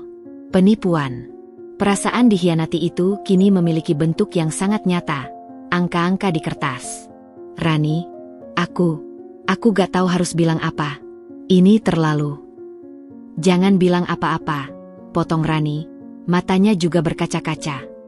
Kamu sahabatku.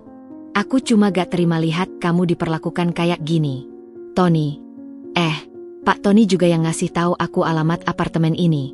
Dia bilang kamu butuh teman. Dan dia benar. Malam itu, setelah Rani pergi, aku duduk di lantai dekat jendela raksasa. Map bukti itu terbentang di depanku. Kota Jakarta berkelap-kelip di bawah, dingin dan acuh. Aku melihat satu persatu, foto tawa mereka, nota hotel, transaksi kartu kredit untuk parfum Chanel, transfer rutin. Lalu, sesuatu menarik perhatianku. Di salah satu printout transaksi e-commerce, ada alamat pengiriman. Bukan alamat rumah kami. Sebuah alamat kos-kosan di daerah Depok. Atas nama S. Lestari. Pencarian singkat di media sosial. Dengan bantuan akun palsu yang kubuat, menegaskannya. Itu adalah alamat Siska. Si mahasiswi semester akhir, yang sering dia sebut sebagai adik kelas yang butuh bantuan, dulu. Semuanya menjadi jelas. Sebuah pola pengkhianatan yang terencana dan dibiayai oleh uang dari pernikahan kami. Tangisku malam itu tidak lagi berupa isakan. Itu adalah tangisan bisu, dari kedalaman jiwa yang merasa dipermainkan, diperdaya, dan dicurangi. Tapi di balik air mata, ada sesuatu yang mengeras. Sebuah tekad. Keesokan paginya, aku menyerahkan semua bukti baru itu kepada Bu Lestari. Matanya berbinar melihat dokumen-dokumen itu. Sempurna, gumamnya. Dia tidak hanya berselingkuh. Dia melakukan pemborosan harta bersama tanpa seizinmu untuk urusan di luar rumah tangga. Ini sangat memperkuat posisi kita. Dia bisa dipaksa untuk mengembalikan sebagian uang itu. Proses hukum resmi pun dimulai. Bu Lestari mengajukan gugatan cerai ke Pengadilan Agama dengan dakwaan zina dan nusyus, pembangkangan, disertai semua bukti yang ada. Surat panggilan pertama datang untuk Rozak. Dan bersamaan dengan itu, seperti karma yang mulai berdetak, hidup Rozak yang terlihat asyik dengan Siska perlahan mulai menunjukkan retak. Aku tahu ini dari media sosial Siska. Akunnya yang terbuka, penuh dengan curhatan hati. Status-status yang awalnya manis berubah jadi pertanyaan-pertanyaan galau. Cinta itu harusnya memberi, bukan cuma minta ya? Gimana sih cara hadapi cowok yang selalu bandel dan gak mau dengerin? Rupanya, kehidupan, bahagia, mereka setelah mengusirku tidak semulus yang dibayangkan Rozak. Dan aku, dengan hati yang masih berluka namun kepala yang semakin dingin, menyimpan semua screenshot curhatan itu. Siapa tahu, itu bisa jadi bukti tambahan tentang ketidakstabilan hubungan mereka, atau tentang sifat manipulatif Rozak. Duka yang kurasakan tidak lagi membabi buta. Ia telah berubah menjadi energi. Energi untuk melawan, untuk membela diri, dan untuk mengambil kembali kendali atas hidupku. Setiap bukti yang terkumpul adalah satu batu bata untuk membangun tembok perlindungan di sekelilingku. Dan untuk pertama kalinya sejak malam hujan itu, aku mulai merasa bahwa aku tidak lagi menjadi korban yang pasif. Aku sedang bergerak, perlahan tapi pasti, meninggalkan reruntuhan itu. Cuti darurat 2 mingguku berakhir. Pikiran untuk kembali ke kantor, menghadapi tatapan penasaran atau belas kasihan rekan kerja, membuat perutku mual. Tapi Bu Lestari telah berpesan, jangan biarkan dia menguasai seluruh hidupmu, Dinda. Pekerjaanmu adalah salah satu identitasmu yang tidak dia sentuh. Kembalilah. Dan Tony, dalam percakapan telepon malam hari kami, berkata dengan nada yang biasa saja, seolah ini bukan masalah besar. Tim sedang menunggu kepemimpinanmu untuk fase kedua proyek Lumina. Presentasi ke klien dari grup Arta minggu depan. Aku butuh kamu. Kata-kata, aku butuh kamu, dari bos yang biasanya sangat independen itu terdengar seperti panggilan tugas sekaligus pengakuan. Aku memutuskan untuk kembali. Pagi itu, aku memilih blazer navy yang membuatku terlihat berwibawa, blus putih sederhana, dan sepatu flats yang nyaman. Riasan wajah sedikit lebih tebal untuk menutupi sisa-sisa kelelahan dan kesedihan. Di depan cermin apartemen, aku melihat seorang wanita dengan mata yang masih sedikit sayu, tetapi bahu yang tegak.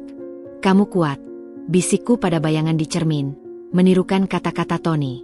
Lalu kulepaskan apartemen itu. Mobil taksi membawaku ke kantor. Setiap langkah menuju lobi terasa seperti maju ke medan perang. Saat lift terbuka di lantai kantorku, Rani sudah menunggu dengan segelas kopi panas di tangan.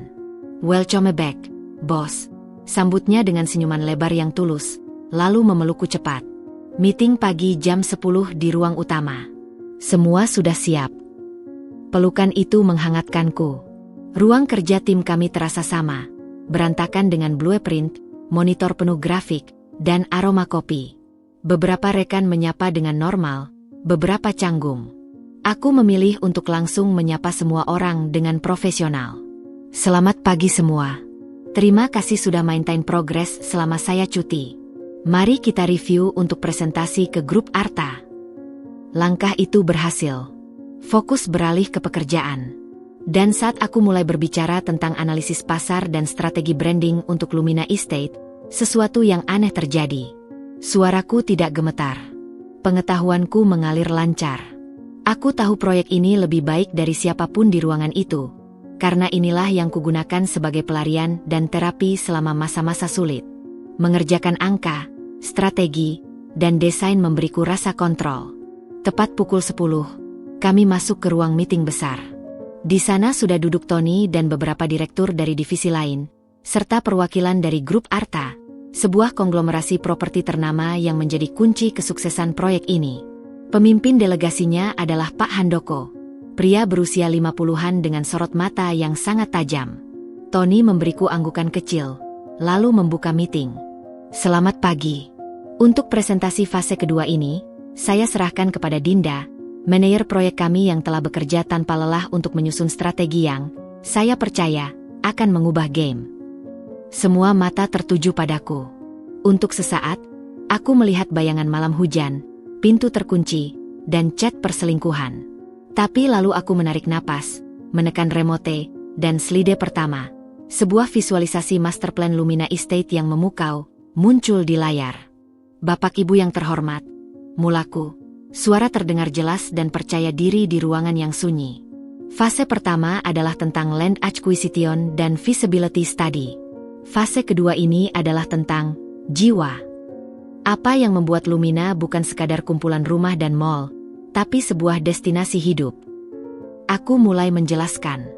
Tidak hanya data dan angka, tapi juga narasi.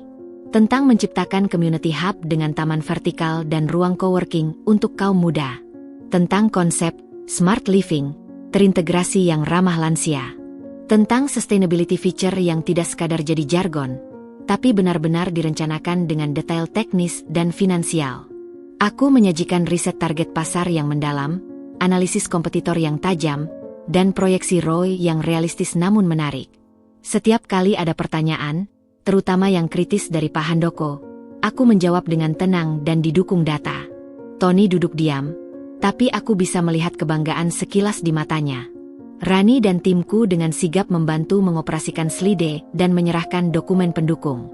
Puncaknya adalah saat Pak Handoko bertanya, "Konsep taman vertikal dan water recycling system ini menarik, tapi biaya maintenance-nya besar.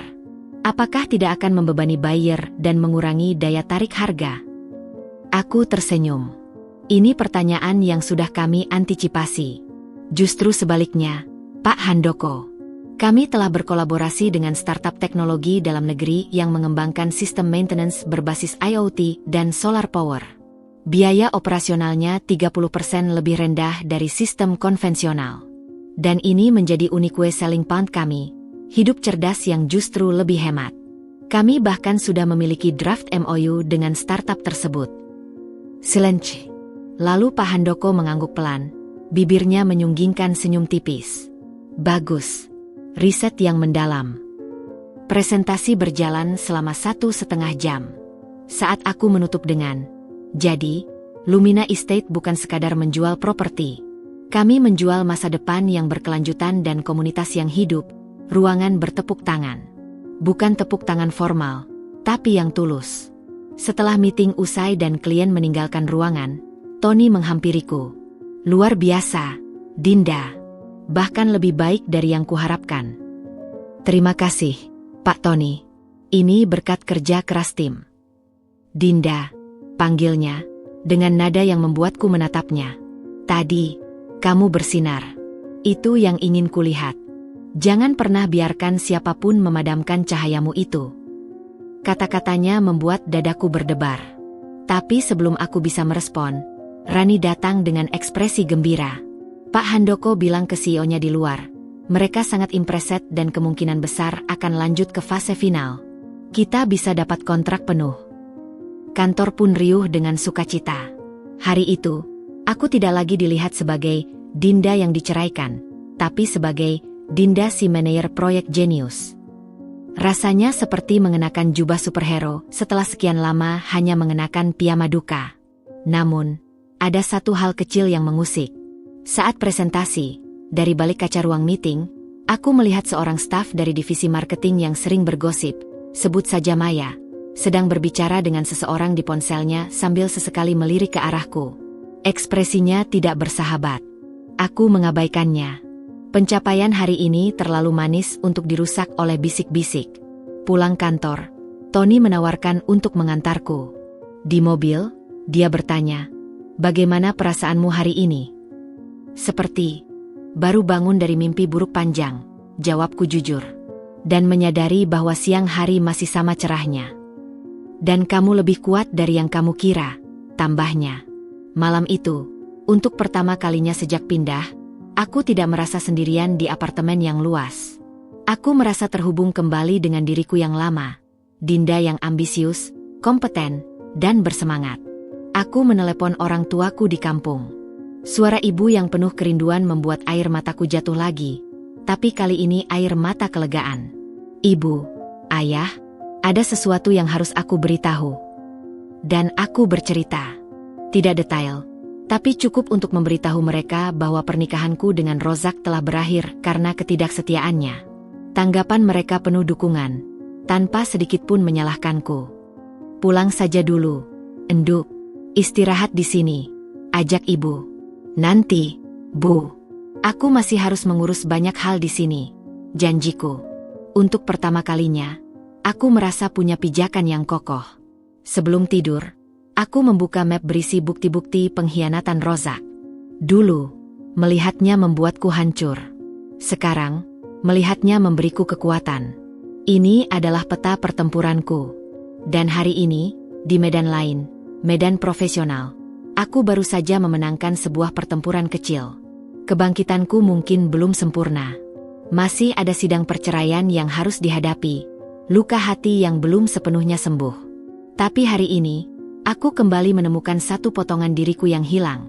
Potongan yang percaya diri, mampu, dan berharga. Dan itu adalah awal yang lebih baik daripada yang pernah kubayangkan saat terpuruk di depan pintu terkunci, di tengah hujan deras. Cahaya itu, meski redup, telah kembali menyala. Dan aku bertekad untuk tidak membiarkan siapapun memadamkannya lagi. Kemenangan presentasi ke grup Arta bagai angin segar yang mendorong perahu yang hampir karam. Kantor tak lagi terasa seperti labirin penuh belas kasihan. Tapi arena tempatku kembali bisa unjuk gigi. Pak Handoko dan timnya memberikan lampu hijau untuk fase final, yang berarti kontrak penuh bernilai miliaran rupiah hampir di tangan. Posisiku di perusahaan menguat. Bisik-bisik tentang kehidupan pribadiku pelan-pelan tenggelam oleh respek terhadap kinerja. Namun, di tengah euforia ini, sebuah informasi kecil nyaris luput dari perhatianku. Suatu sore, saat rapat koordinasi dengan tim marketing, Maya, si penyebar gosip, sedang mempresentasikan data segmentasi pasar. Di salah satu slide, logo mitra strategis untuk penjualan unit komersial terpampang jelas. Grup Arta Property, divisi retail sales. Divisi retail salesnya grup Arta itu yang menangani penjualan unit ruko dan kios di dalam mall mereka. "Ya?" tanyaku untuk memastikan, tanpa praduga apapun.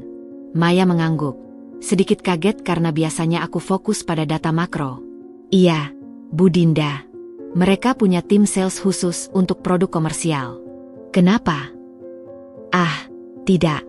Cuma ingin pastikan alignement antara produk kita dan mitra penjualannya," jawabku ringan, sementara pikiran berputar cepat.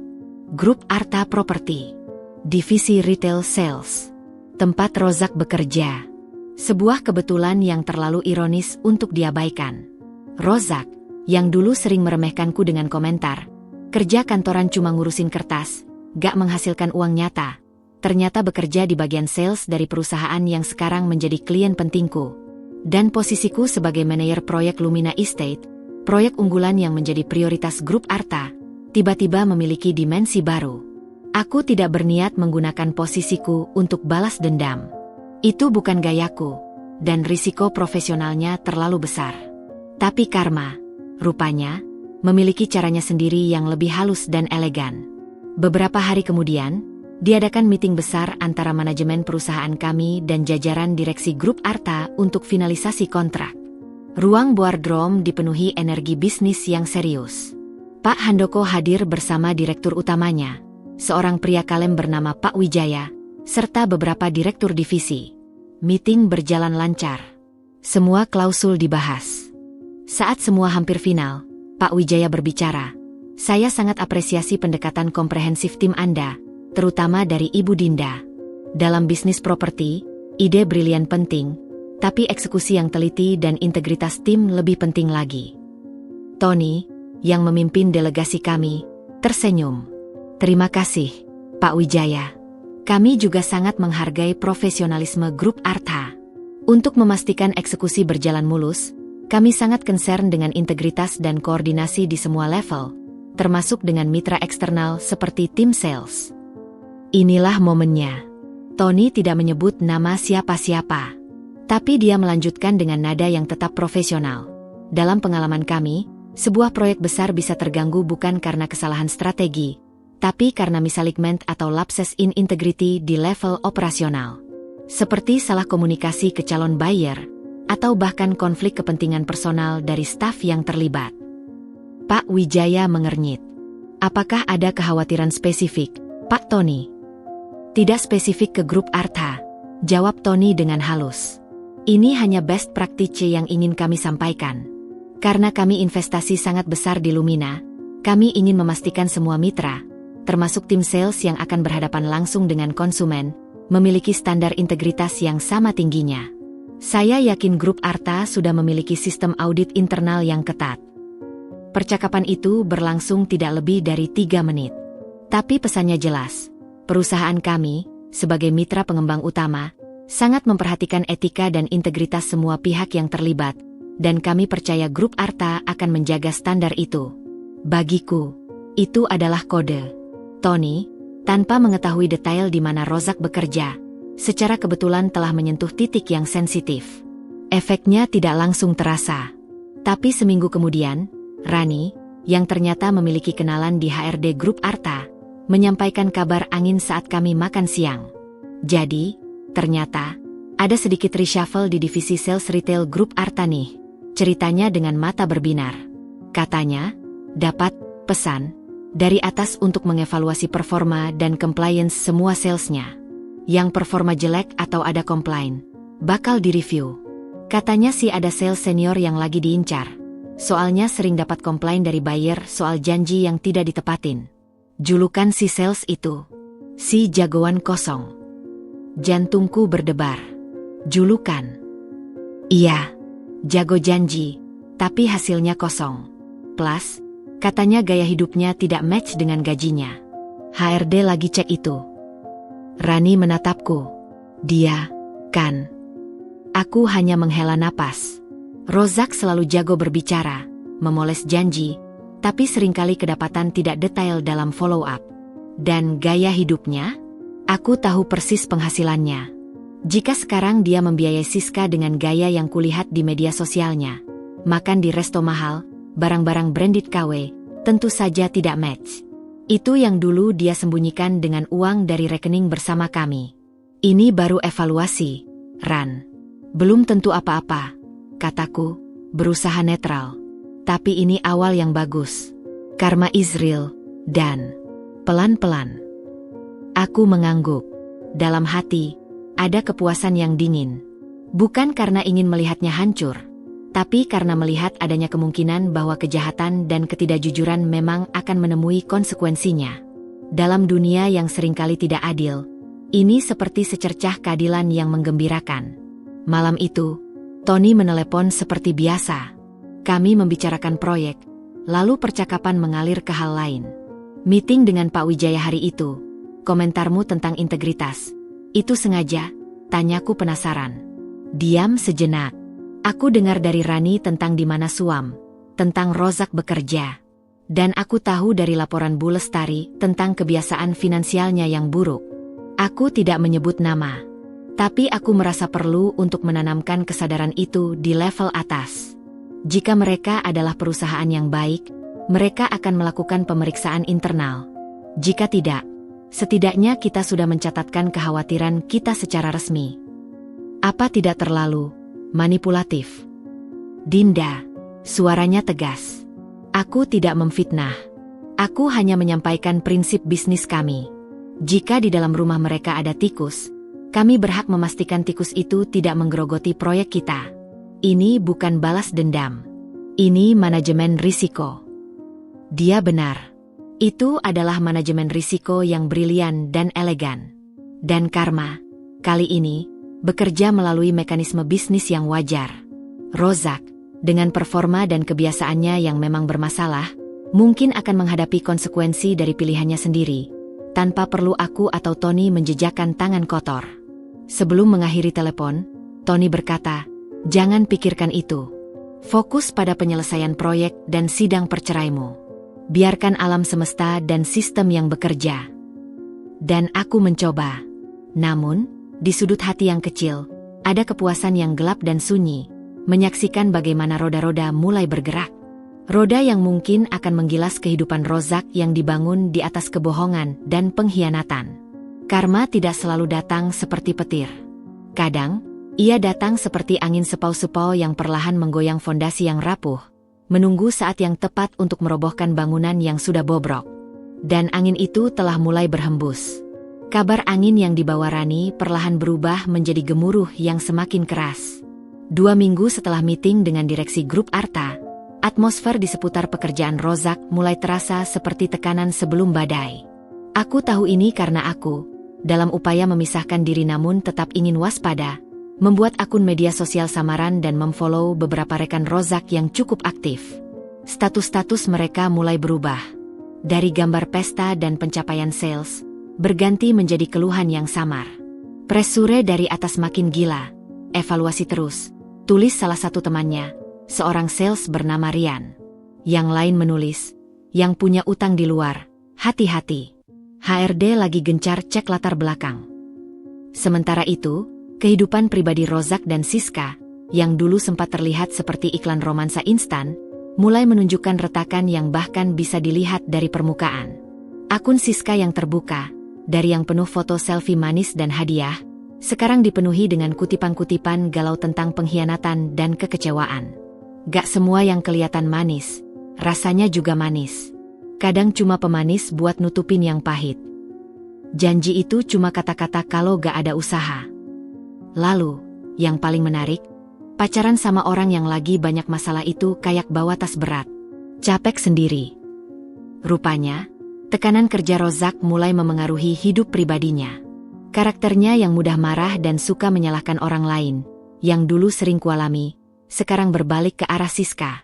Suatu sore, Bu Lestari menelepon dengan suara yang terdengar puas. "Dinda, saya terima informasi menarik. Dari sumber di kantor suami kamu. Maaf, mantan suami. Ternyata, dia sedang dalam masalah besar di kantor." "Masalah apa?" "Beberapa keluhan dari buyer yang dia tangani. Janji bonus atau diskon khusus yang tidak pernah ditepati. Juga, ada indikasi dia memalsukan tanda tangan untuk mempercepat proses, yang menyebabkan kerugian bagi perusahaan. Selain itu, suara Bu Lestari menjadi lebih rendah. Ada isu dia menerima uang pelicin dari kontraktor kecil untuk merekomendasikan material tertentu ke buyer. Semua ini sedang diselidiki internal." Dadaiku berdebar kencang. Semua itu sangat sesuai dengan karakter Rozak. Jalan pintas, janji muluk, dan tamak. Apa ini bisa membantu sidang kita? Sangat. Ini menunjukkan pola perilaku tidak jujur dan tidak bertanggung jawab. Kita bisa gunakan ini untuk memperkuat argumen tentang ketidakstabilan finansial dan moralnya, yang tentu saja berpengaruh pada kemampuan memberinya nafkah atau hak asuh jika nantinya diperdebatkan. Saya sudah minta sumber ini untuk memberikan pernyataan tertulis jika diperlukan. Karma tidak hanya datang dari satu arah. Sepertinya, segala dosa dan kesalahan Rozak selama ini mulai berhimpun, membentuk sebuah badai sempurna. Pekerjaannya yang diandalkan untuk membiayai gaya hidup barunya bersama Siska justru menjadi sumber kehancurannya. Dan kemudian, datanglah pukulan yang mungkin paling tak terduga bagi Rozak, dari dalam hubungan barunya sendiri. Aku tidak sengaja menemukannya. Saat memeriksa akun media sosial samaranku, ada sebuah komentar dari akun anonim di unggahan foto Siska yang sedang pamer tas baru. Akun itu menulis, "Tas KW super. Kemarin baru lihat yang asli di butik. Bedanya jauh. Jangan ditipu sama sales gadungan ya. SIS." Siska membalas dengan emoji marah, lalu menghapus komentar tersebut. Tapi jejak digital itu tertangkap. Rupanya, ada yang tahu bahwa barang-barang mewah yang diberikan Rozak padanya adalah barang tiruan. Dan komentar itu membuka kotak Pandora. Aku penasaran dan mulai menyelidiki lebih dalam. Dengan bantuan Rani yang jago berselancar di dunia maya, kami menemukan sebuah akun yang penuh dengan postingan menjual barang-barang mewah KW Super. Dan siapa pemilik akun itu? Seorang teman dekat Siska. Ternyata, Siska tahu bahwa barang-barang pemberian Rozak itu KW. Bahkan, ada indikasi dia yang meminta temannya untuk menjual kembali beberapa barang, hadiah, itu untuk diuangkan. Skemanya menjadi jelas. Rozak mengambil uang dari kantor atau berhutang untuk membeli barang KW, yang dia jual sebagai asli, demi mempertahankan citra Sugar Daddy di depan Siska. Sementara Siska, yang mungkin tahu atau mulai curiga, memanfaatkannya dengan menjual kembali barang-barang itu. Hubungan yang dibangun di atas kebohongan dan kepalsuan itu mulai runtuh dari kedua sisi. Bukti terkuat datang ketika Rani, dengan mata-mata alaminya, berhasil mendapatkan screenshot percakapan grup WhatsApp teman-teman Siska. Dalam percakapan itu, Siska mengeluh, dia gak kayak dulu lagi. Gajian telat, jarang dateng, marah-marah mulu. Katanya lagi ada masalah di kantor, bisa dipecat. Aduh, rugi deh aku. Salah satu temannya menjawab, ya elah, dari dulu juga kamu tahu dia cuma sales biasa. Kamu kira dia tajir beneran? Mungkin uangnya dulu dari mantannya kali. Kata-kata itu seperti pisau. Uangnya dulu dari mantannya. Aku, sang mantan. Uang hasil jerih payahku, keringatku, yang dulu dengan percaya ku serahkan untuk rumah tangga. Sekarang, semua itu habis untuk membiayai wanita yang memandangnya sekadar sebagai sales biasa dan takut rugi. Jerat yang dibuat Rozak sendiri, dari kebohongan di kantor, manipulasi keuangan, hingga hubungan palsu, kini semakin mengencang. Setiap gerakan untuk melepaskan diri justru membuatnya terjerat lebih dalam. Dan di tengah semua ini, sidang perceraian perdana kami akan segera dimulai. Bu Lestari telah menyusun berkas perkara yang sangat solid. Dengan bukti perselingkuhan, pengusiran, pemborosan harta bersama, dan kini, laporan perilaku tidak etis di tempat kerja Rozak, posisinya sangat lemah. Aku duduk di apartemen, memandang kota yang berkilauan. Ada rasa sedih yang tumpul. Bukan untuk Rozak, tapi untuk semua waktu, cinta, dan kepercayaan yang terbuang percuma. Tapi di balik kesedihan itu, ada juga penguatan. Melihat bagaimana semua kebohongannya mulai terbongkar satu persatu, aku merasa semakin yakin bahwa keputusanku untuk pergi adalah benar. Alam semesta, atau karma, atau apapun namanya, sedang bekerja menyelaraskan kembali ketidakseimbangan yang dia ciptakan. Dan aku, yang dulu menjadi korban dalam drama buatannya, kini hanya menjadi penonton dari kejauhan, menyaksikan panggung sandiwara yang dibangunnya sendiri perlahan-lahan ambruk, menjerat semua pemainnya dalam debu dan kepalsuan. Aku tidak perlu melakukan apa-apa lagi. Jerat itu telah mengeksekusi dirinya sendiri. Sementara badai dalam hidup Rozak semakin menjadi, kehidupanku justru memasuki arus yang tenang dan dalam. Apartemen servis itu perlahan berubah dari tempat persinggahan darurat menjadi sangkar kecil yang nyaman. Aku menambahkan sentuhan pribadi, beberapa buku dari kardus yang diselamatkan, sebuah tanaman hias kecil di meja kerja dekat jendela, dan selimut lembut berwarna krem yang dibelikan Ibu Sari, karena kamar ini terlalu dingin dan kesepian, Bu. Tapi perubahan paling signifikan terjadi bukan pada tempat tinggalku, melainkan pada pola hubunganku dengan Tony. Percakapan telepon malam kami, yang awalnya hanya cek keadaan singkat, mulai berkembang menjadi percakapan yang lebih panjang dan dalam. Kami tidak lagi hanya membahas pekerjaan atau proses hukum.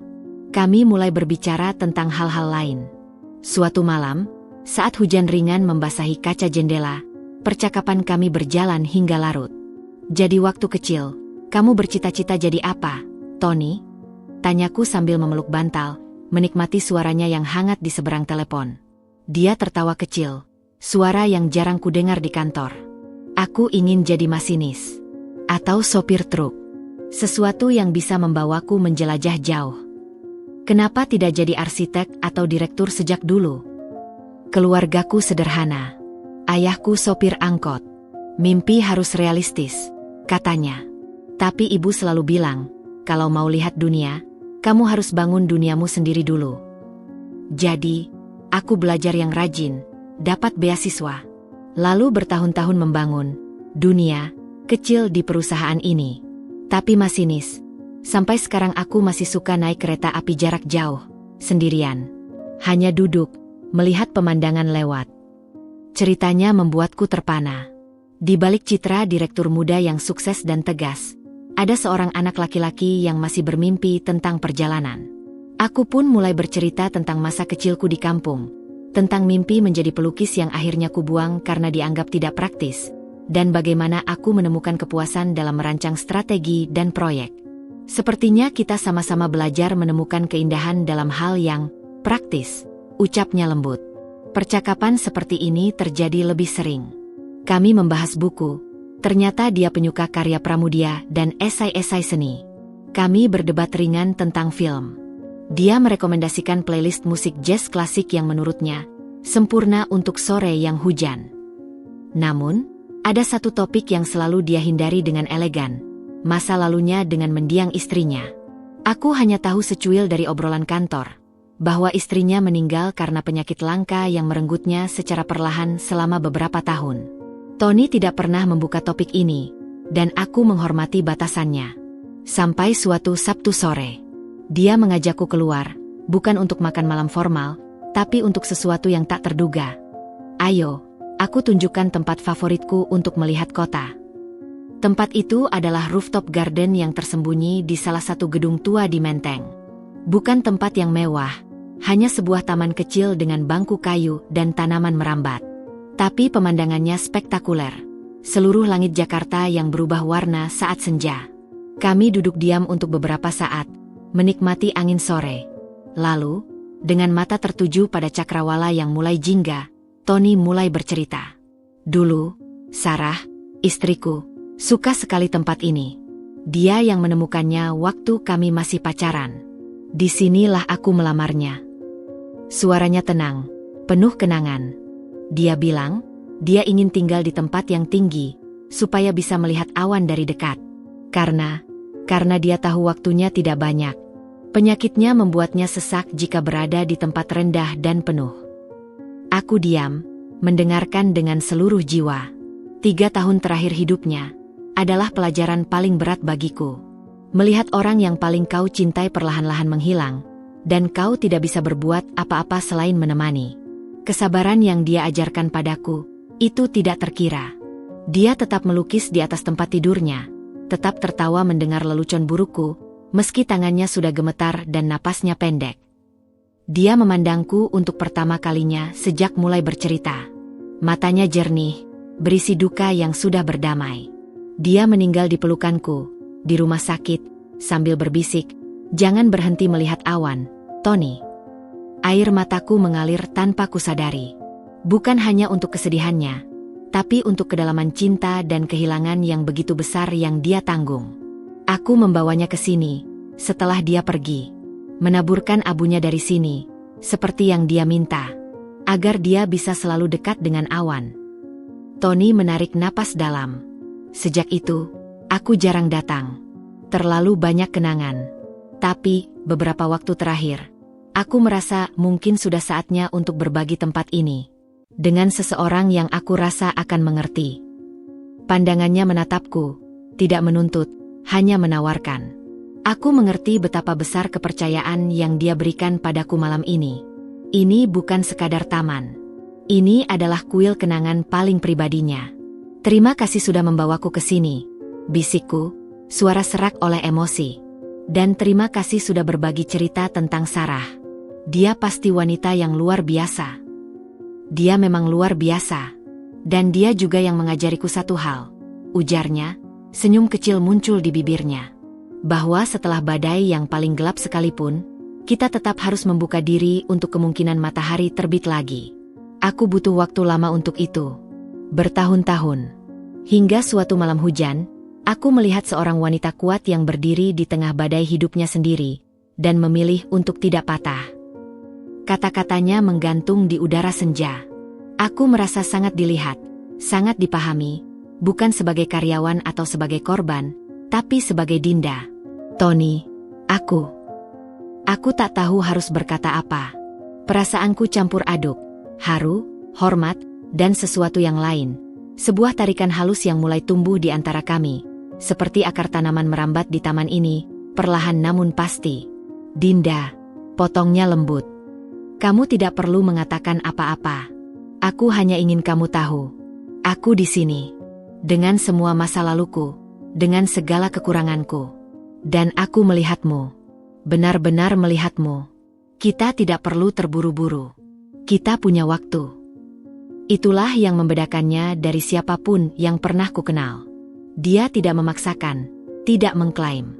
Dia hanya hadir, dengan kesabaran yang seolah dititiskan dari pengalaman cinta dan kehilangannya yang terdalam. Dia memberiku ruang untuk bernafas, untuk sembuh, untuk tumbuh dengan caraku sendiri. Dalam kesunyian taman atap yang mulai diterangi lampu-lampu kota itu, di antara kenangan cinta lamanya dan kemungkinan cinta baru yang belum terucap, aku merasa aman. Aman untuk terluka, untuk sembuh, dan mungkin, suatu hari nanti, untuk mencintai lagi.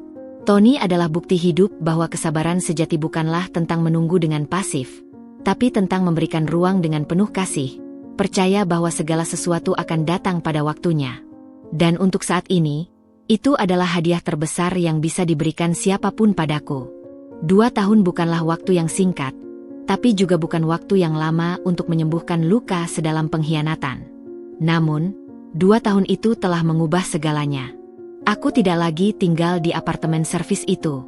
Kini, aku berdiri di teras rumah kami, sebuah rumah susun taman yang tidak terlalu besar, tapi tepat menghadap ke arah timur, sehingga setiap pagi disiram cahaya matahari. Aku memilihnya karena taman komunitasnya yang asri, dan karena ia terasa seperti rumah, bukan sekadar tempat tinggal. Tony, dengan sabar, mendampingiku memilih setiap furnitur, menyerahkan keputusan akhir padaku. Ini rumahmu, Dinda. Aku hanya ingin kamu merasa benar-benar berada di rumah. Malam ini, hujan turun lagi. Tapi kali ini, aku berada di dalam. Kehangatan dari lampu-lampu temaram dan aroma sup ayam yang masih tersisa dari makan malam mengisi ruang keluarga. Tanganku secara refleks meraih perutku yang sudah mulai membulat, menampung kehidupan baru yang tumbuh di dalamnya. 6 bulan. Sebuah keajaiban yang tak pernah sepenuhnya kupercaya akan terjadi padaku. Tony keluar dari dapur, membawa 2 cangkir teh chamomile. Dia meletakkannya di meja, lalu duduk di sebelahku. Tangannya yang hangat secara alami menutupi tanganku yang sedang membelai perut. Hujan lagi, bisikku, memandang keluar jendela. Tapi kamu di dalam. Hangat. Aman, jawabnya. Suaranya seperti selimut. Dia tidak pernah melupakan malam hujan pertama kami, dan itu membuat setiap jaminan keamanan yang dia berikan terasa begitu dalam. Proses perceraianku dengan Rozak berakhir dengan keputusan yang adil. Dengan bukti-bukti yang tak terbantahkan, pengkhianatan, pengusiran, penyalahgunaan keuangan, dan laporan ketidakjujuran di tempat kerja, Rozak tidak punya banyak tawar-menawar.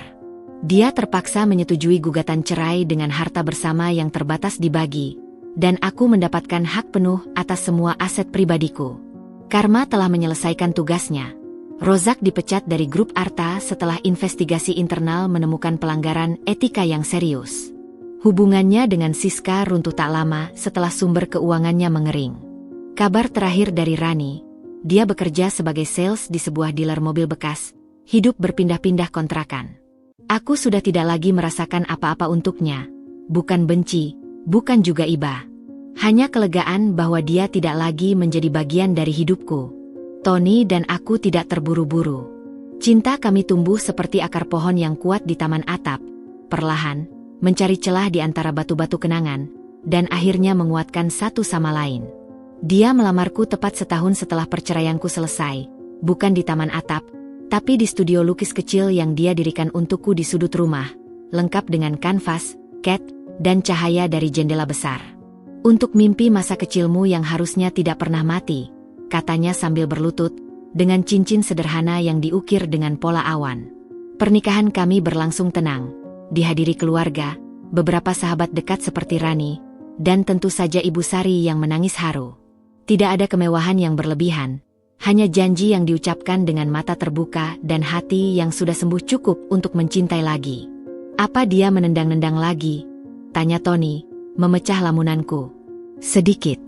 Sepertinya tidak suka dengan suara hujan, jawabku sambil tersenyum. Dia membungkuk, mendekatkan wajahnya ke perutku, dan berbicara dengan suara lembut. Jangan takut, nak. Hujan itu baik. Ia membersihkan dunia. Dan papa di sini. Mataku berkaca-kaca. Adegan ini, pria yang begitu tegas di ruang rapat, dengan lembut berbicara pada bayi yang belum lahir, adalah gambaran kebahagiaan yang tak pernah terbayangkan dalam mimpi terliarku sekalipun. Setelah dia duduk kembali, aku menatapnya. Tony. Ya, sayang. Aku bahagia. Sangat bahagia. Dia mengangkat tanganku, mencium buku-buku jariku. Aku tahu. Itu yang selalu kuinginkan untukmu. Kami duduk dalam keheningan yang nyaman, menyaksikan hujan. Pikiranku melayang ke masa lalu, ke wanita yang berdiri basah kuyup dan terkunci di luar pintu. Aku ingin berbisik padanya. Tahanlah. Jalannya panjang dan gelap, tapi ada cahaya di ujungnya. Dan cahaya itu lebih terang dari semua mimpi burukmu. Hujan mulai reda, meninggalkan rintik-rintik terakhir yang menempel di kaca. Kota di bawah berkilauan, bersih dan segar. Tony menarik selimut yang lebih hangat untuk membungkus pundakku. Dia akan lahir di musim semi, ucapku tiba-tiba. Musim semi di Jakarta, tanyanya, tertawa kecil. Musim semi di hati kita, jawabku. Dia memelukku, dan aku bersandar di pelukannya. Inilah rumah yang sesungguhnya, bukan tembok, bukan atap, tapi pelukan yang memberi rasa aman, janji yang ditepati, dan cinta yang sabar menunggu hingga luka-luka sembuh dan siap untuk mekar kembali. Hujan telah berhenti. Malam yang tenang menyelimuti kota. Di dalam rumah kami, hangat dan penuh cinta, aku akhirnya pulang. Pulang ke tempat di mana aku dicintai, dihargai, dan dilindungi. Bukan dari hujan di luar, tapi dari semua badai yang pernah dan mungkin akan datang. Dan kali ini, aku tahu, aku tidak akan pernah lagi terkunci di luar.